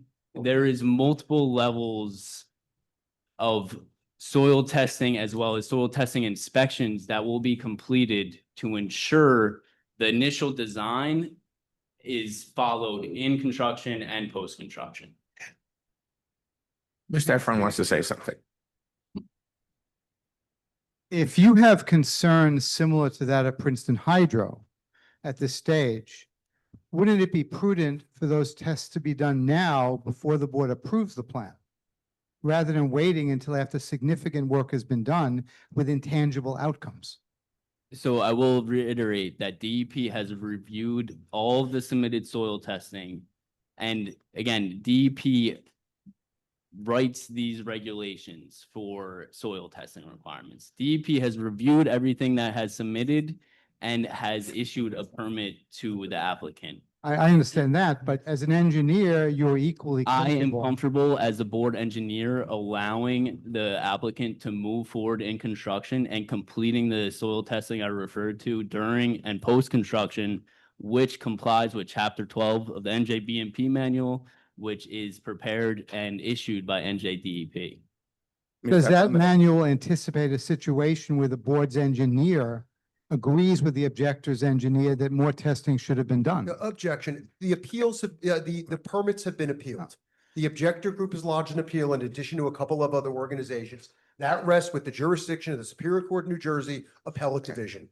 Let them hear it, let them decide it. It's not an issue for this board. The way Mr. McNeil, your engineer, characterized it, that is acceptable to the applicant as a condition of approval during construction. So to waste time on this when clearly it is an issue that they have raised, that, by the way, Princeton Hydro and over 200 objectors voiced their concerns during the approximately 18-month process that these permits sat at the DEP. So let it be in the jurisdiction where it's supposed to be. Okay, before. Our position is this board does have jurisdiction over this aspect of the plan, so we respectfully disagree. We're going to, as a condition, evaluate everything that has been presented before the board. We'll come up with a reasonable decision based on everybody's testimony. One Okay. more. One more. Mr. Klein. Yes. So Mayor, you talked about, I think you said a 10-foot, the Canoe Brook is roughly 10 feet wide, but it can get as wide as 150 yards wide when this flooding situation occurs. Do you have some sort of mapping that shows that? Was there some kind of aerial photographs taken to document that?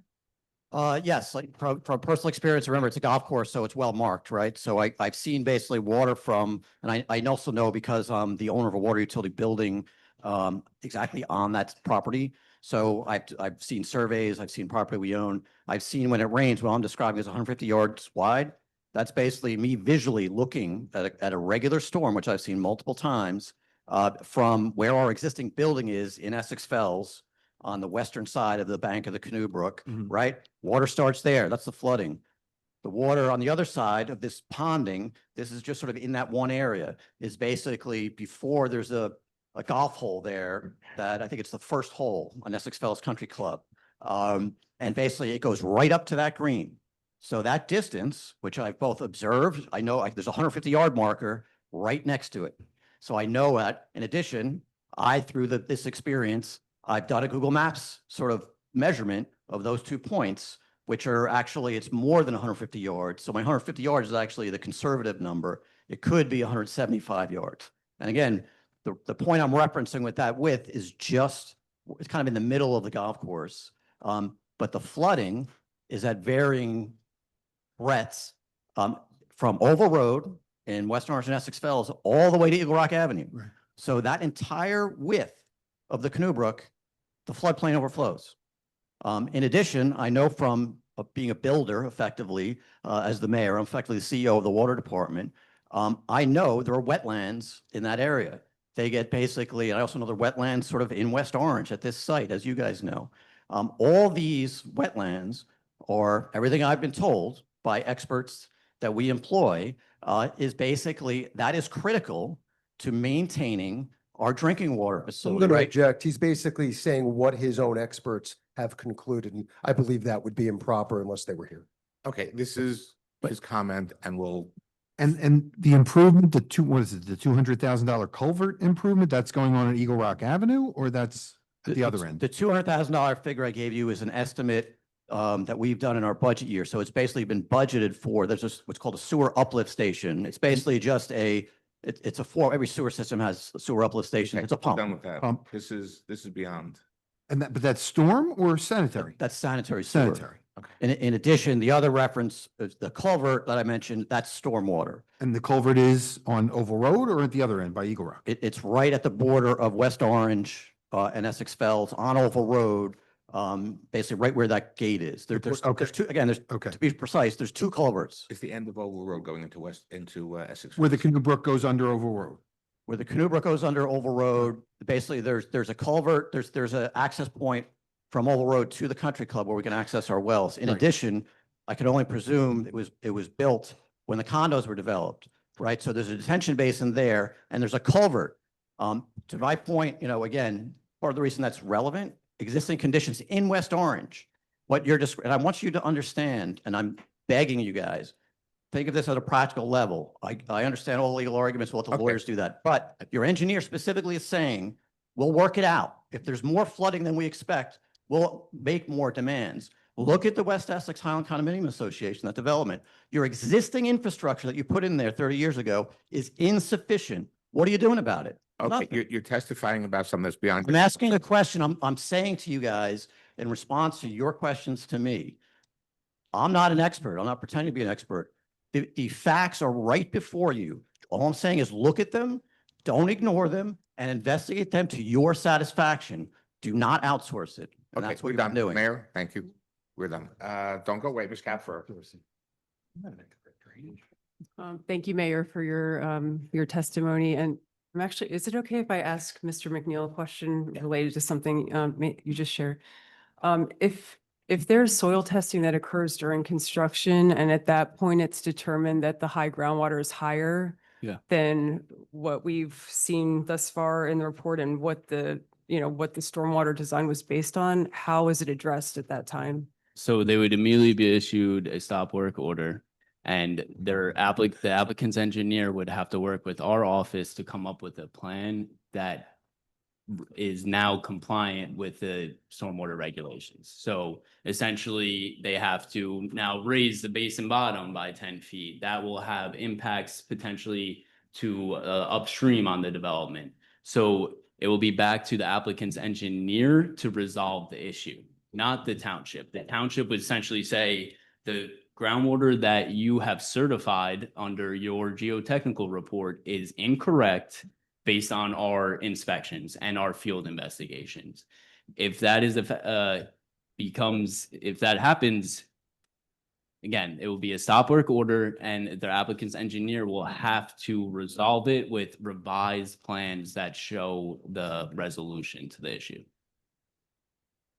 And I mean, that's my question. Well, then what happens? I mean, and then do we go back to permitting or what would? So it's typically handled, and every project is different, right? For something like this to happen. But one, it's either handled as a field change of they just need to raise the basin 2 feet to comply with the regulations.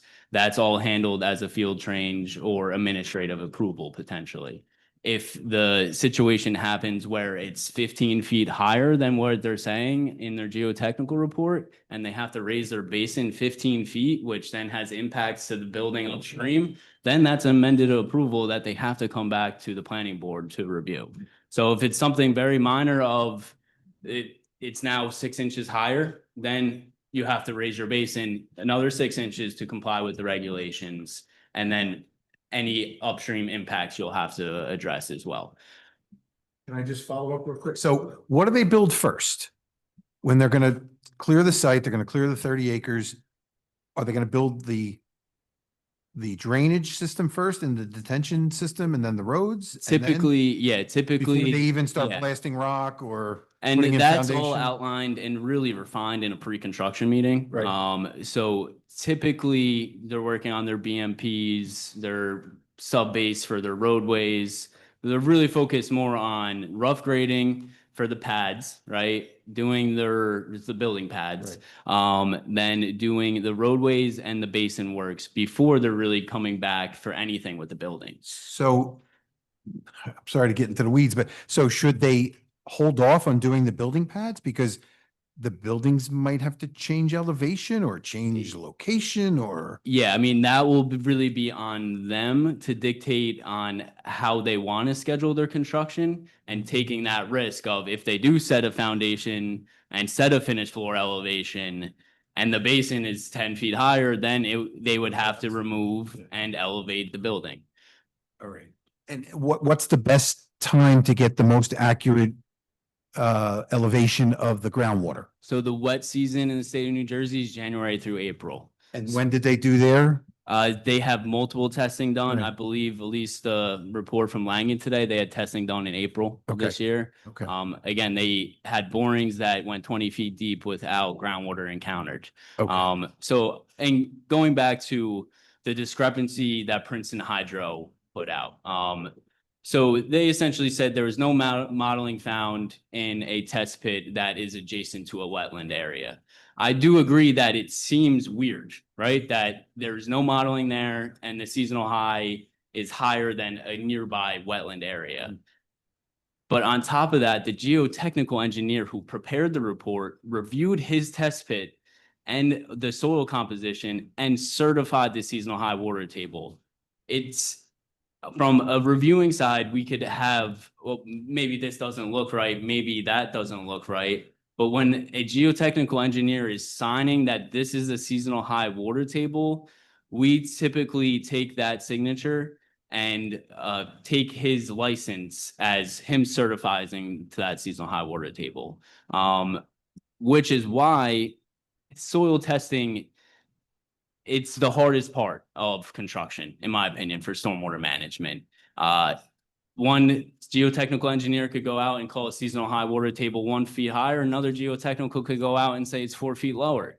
So it is geotechnical is almost subjective. I will say that is why DEP came out with the additional requirements during and post-construction, because they know that the initial is just an idea of here's a rough seasonal high water table. This needs to be refined every step of the way to ensure compliance.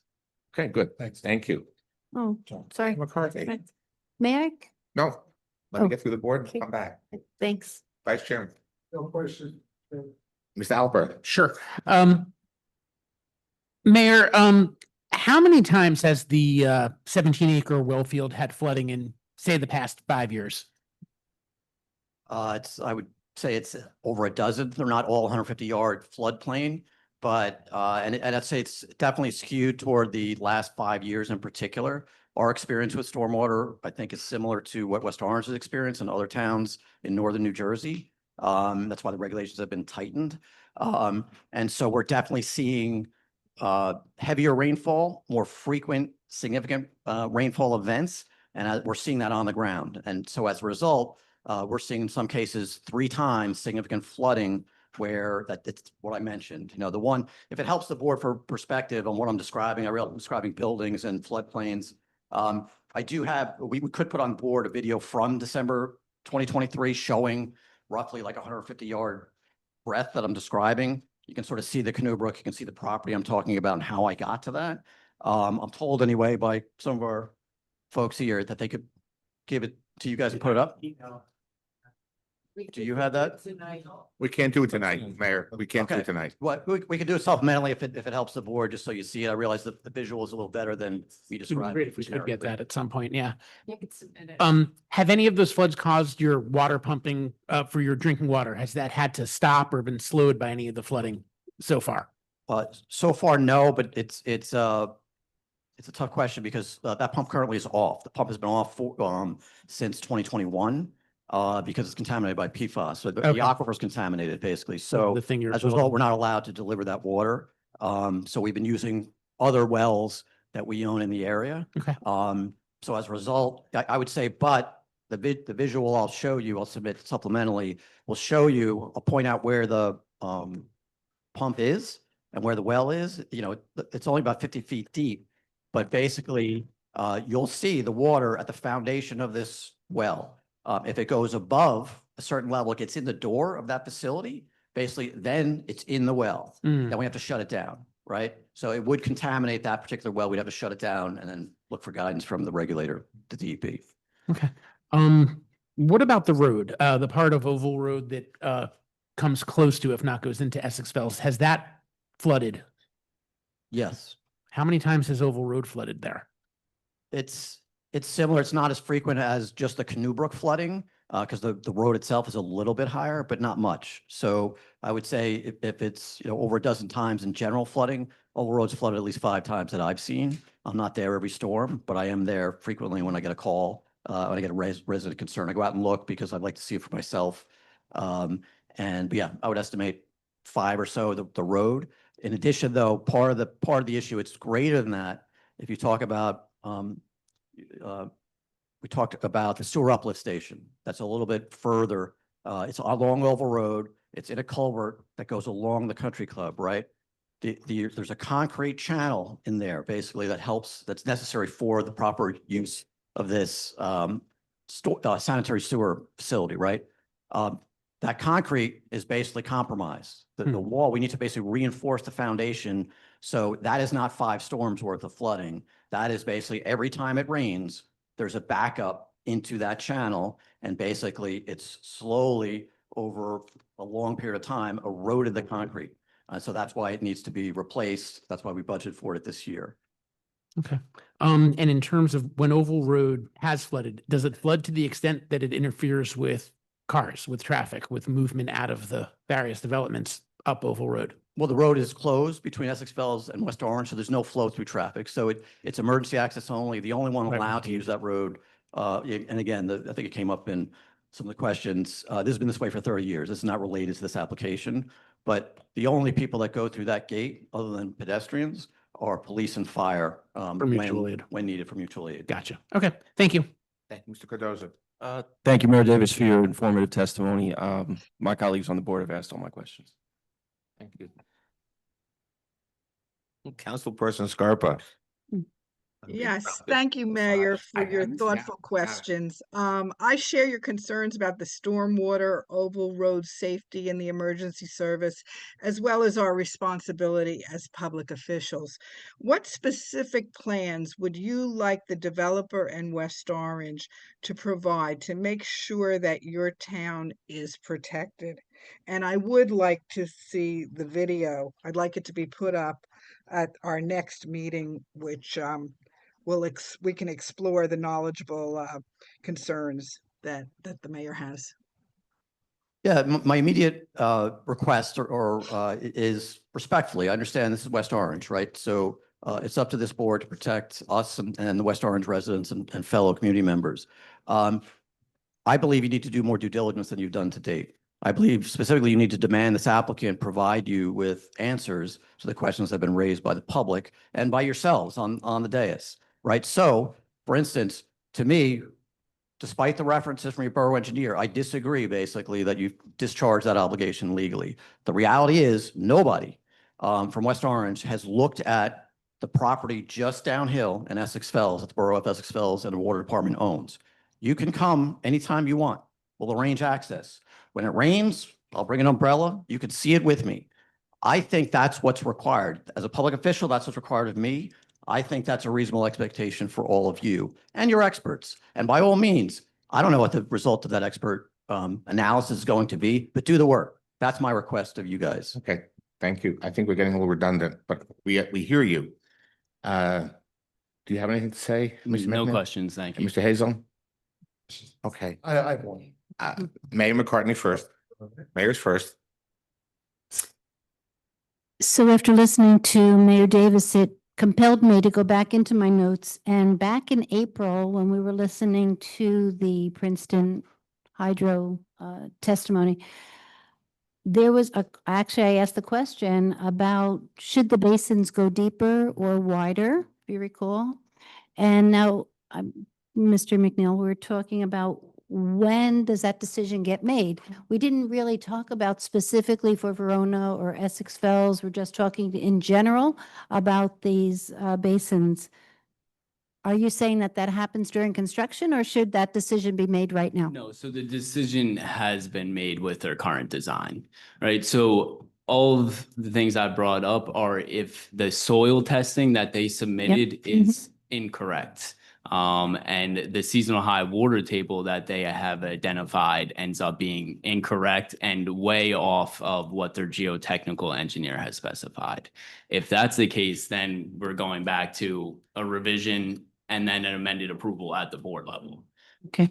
But again, that's all at this point speculative on what potentially could happen with the additional soil testing that will be performed during any potential construction. But Right now, the applicant is moving forward with the current design for the stormwater basins. The current sizes you currently see on the plans will be moved forward with into construction and then re-verified during and post-construction to really, again, either confirm design seasonal highs right where you said it, you're good to go with this basin design, or no, based on our inspection, now you have to address on a higher seasonal high water table. Okay, so that's to be determined. That's what you're saying. That's to Yeah, be that determined. again, this will happen. We'll be inspecting during and then post-construction to ensure all the soil testing is re-verifying what was already submitted and reviewed. Mr. Klein. I don't know how to word this. Is there a seasonal high water table level where you just can't have detention basins and infiltration? So you owe the state standards, you need 2 feet from seasonal high water table to the bottom of your BMP. All right. And that gets confusing because the bottom is not necessarily the bottom of your basin, like the ground surface, it's the bottom of a The sand stand layer. level, right, okay. So, or if there's an underground infiltration, the bottom of the Right. stone bed is technically the bottom of the basin. Right. So you need 2 feet from that to the seasonal high water table. And that's how they designed it now. Yeah. And if it were to come up a foot, Then they're non-compliant Right. with the BMP requirements, and they Right. would have to address that in the field as a field change of, hey, now you have to kick it up 6 inches. Or again, if they are way off on the submitted soil testing, then it would be a stop work, come back to the board and have a completely new redesign on the storm. which may not be detention basin, maybe underground storage, whatever it ends up being. What, yeah. right. Infiltration, there's, Right. maybe they have to do more pervious pavement, Right. that would be open to just using BMPs that are approved by DEP. Right. And that could really hold up construction and this project could never, take Yeah, forever to get But built. so really, and in my review of the Princeton Hydro report, soil testing was the major comment that they had that could have a major impact in the field. Okay. So that is why in our letter, we have them adding notes to their plans before construction that they have to verify this during and post-construction. If the applicant submitted false information from their geotechnical engineer, they have the burden to address that. Thank you. Thank you. Mr. Hazel. All good? Okay. Mr. Blocker. Yeah, just very briefly. Thank you very much, Mr. Mayor Davis, for your comments. I just wanted to confirm, since you did acknowledge you're not a professional engineer, you are not qualified to review the proposed stormwater management system that's part of this application, correct? Correct. Okay, so you don't know whether that stormwater system in your personal mind would reduce, increase, or have a net negative effect on the runoff? In my own personal mind, I do know based on the testimony I've seen, but Based on the stormwater design, the Based on- engineered design, Yeah, are you so- qualified to opine on I am that? not an engineer, no. Thank you. Councilperson. I have a quick comment. I just like the Mayor Davis, thank you. Please call me next time it rains, because I would really like to see the problem for myself. Field trip. I think we might have some company, but you're more than welcome. Absolutely. Okay, thank Thank you, you. board members. I appreciate it. Mayor, thank you very much for your time. We appreciate it. Sorry. You have a question, sir? No, this is not the time for public comment, sir. You can ask him a question of his testimony.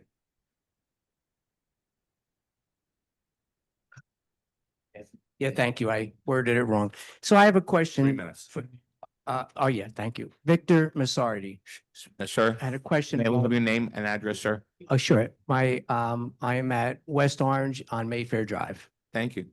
Go right ahead, sir. So I had a question. So the mayor, I guess it's a question. Are you the town engineer? A board engineer. Board engineer. Okay, so the mayor stated that, we had this flooding every time it rains and it's getting worse and people questioned and so your answer was that this application would meet the DEP requirements. But I just have a question. I think it was stated earlier that the applicant got some kind of a waiver that they didn't have to meet the latest DEP requirements and they were going with an older one. That's not.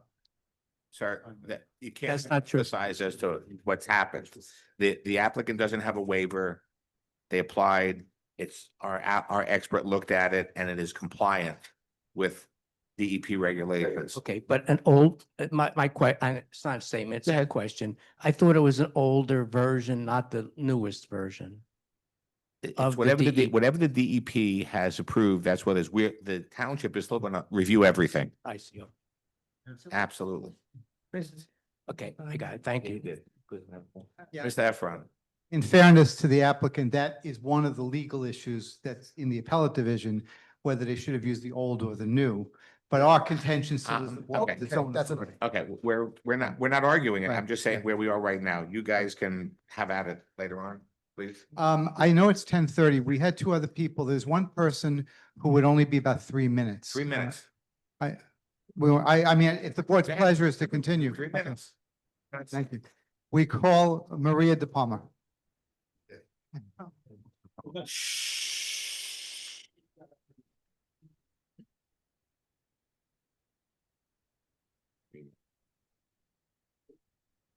Please, right. All right. Do you swear or affirm to tell the truth, the whole truth, and nothing but the truth? Yes, I do. It's just not mine. It's not Go right mine. ahead. Could you please put your name on the record, spell your last name, and give us your address? Maria, Marea, De Palma, DE, capital PALMA. Your address? 67 Lapis Circle. Go right ahead, man. Good evening, everyone. I've been a resident of the West Essex Highlands since 1992. Recently, when the fire broke out, I was trapped. My mother called me with a medical emergency and I could not get out. They wouldn't let me walk out either way. I took a photo of the whole thing, and from what I recall, when I first started to try to get out, it was at least 2.5 hours. I had no one to go to my mom's house. She's 93 years old. She's still working full-time, but she wasn't feeling well. And she only lives in West Caldwell, but she depends on me being so close. So I couldn't even go out by foot. They would not let me pass the fire, which was the entire block. I videoed it, and all he told me was, ma'am, get back. There was a fire engine on the golf course, and the wind was blowing that day, and you could not even see. It was completely a white cloud. And I panicked, and my mom panicked. Neither of her neighbors were home, and I was panicked. So I was stuck, and it's not a good feeling being stuck and not being able to get out of where you live. And I couldn't get out, and the fire was from one end to the other. And I know the tree knocked the wires down and it caused the brush, but the flames were at times, from what I saw, at least this high. So I was stuck home for the 2.5 hours until they cleared for anyone to go out. It was blocked off with tape and I was trapped, and it was not a nice feeling at all. And if anything happened to my mom, I don't know how I would have lived with that. So that's all I want to say about that. I have a video of the fire. If anybody wants to see it, it's very vivid. And I commented as I was told what to do, to go back, and I could not leave. It was not a good feeling. Okay. Thank you for your testimony. Thank you. Okay. There is one, we have one more, but probably can. There was one more witness tonight. I didn't know whether you were doing other matters right now. 3 minutes. 3 minutes. I should, 3 minutes. 3 please. minutes, but not more than 3 3 minutes. minutes. Rachel. Rachel Klein, and that would be the last person for this evening from us. Is she in your group? No, I'm not Oh, I thought we were doing. I'm not an officer. No, this isn't, Doing your. yeah, this is not public. No. We didn't say we were only doing our group people. I said that Paul, as a representative of the organization, was speaking. We have fact witnesses. That's the point of Maria, for example. Okay, go ahead.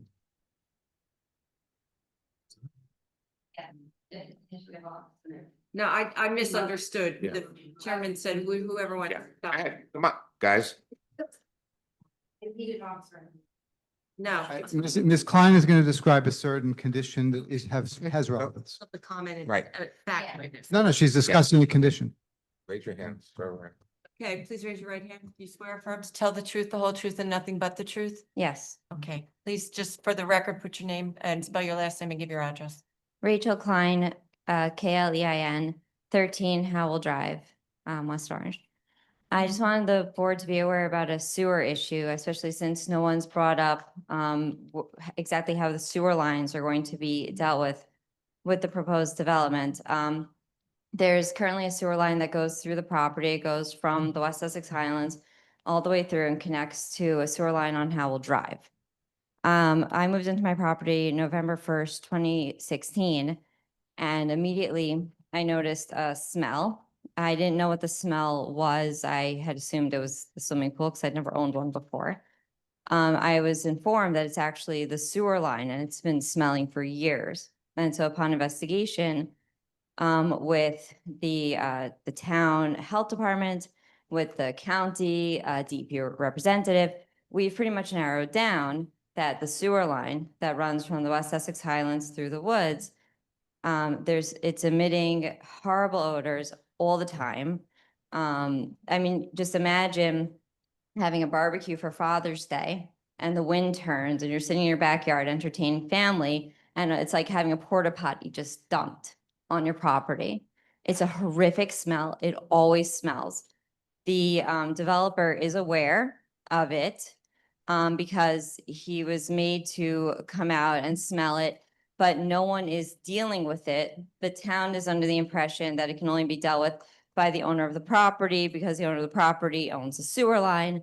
The county says to me, come out whenever you smell it. So I'm literally chasing phantoms, I'm chasing smells, and this is what I'm living with all the time. My children, it's really hard to enjoy the backyard.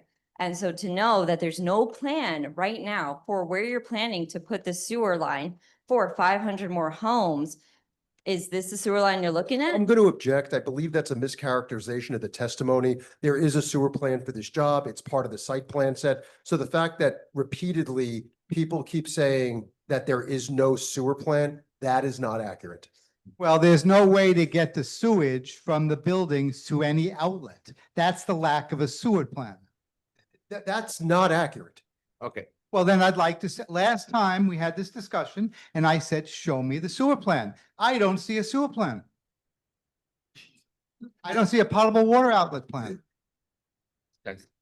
I'll just say one other thing as a resident of this town. I have a major trust issue with an owner and a developer who I've been dealing with as a neighbor to my property, who is just leaving us with this awful, awful thing to deal with. I'm going to trust him to put basins above my property. I'm going to trust him to blast above my property. I'm just saying, as me, a resident, I have a major trust issue right now. And it's something that I think you should all be aware of. Come stand in my backyard, smell it, and, ask yourself, is this something I would live with? And then is this someone I would ever trust? Tell me all your plans. Some of the DEP said this. I don't care. I'm smelling raw sewage all the time because of this developer. Thank you. Thank you. Okay. I have a quick comment. No I- other public, we're done. We're done. I'd like to make a comment. There's I'd no like plan to for see public. Miss No Maria public. De Palma's, No. I found her, Councilperson Scarpa. yes, I found Maria De Palma's testimony riveting and a real safety concern. I'd like to see the video at the next meeting, as well as the other video. She said she has video of this. I will ask for that and arrange to get it to Gemini. I can't hear. Can you repeat it if you heard it? Because we couldn't hear. What did she say? Oh, I'm sorry. Member Scarpa said that I'll paraphrase, but is concerned about the safety issues raised by Maria De Palma and would like to see the video.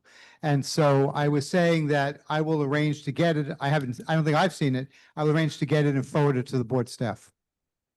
I believe I'm repeating you correctly, right? Yes, that's exactly what I'd like to see. Okay. Thank you. Thank you. Thank you. Mr. Chairman, I'd just like to point out that if anybody's going to forward a video, it has to be in an MP format in order for me to show it on the screen. Thank you. Okay. When is the? Okay, I'd like to thank all members of the public and people that have been here and brought these things to our attention.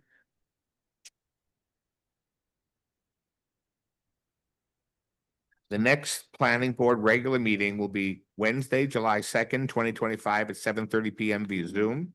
And the next special meeting of the planning board will be July 16th, 2025 at 6:30 PM in council chambers.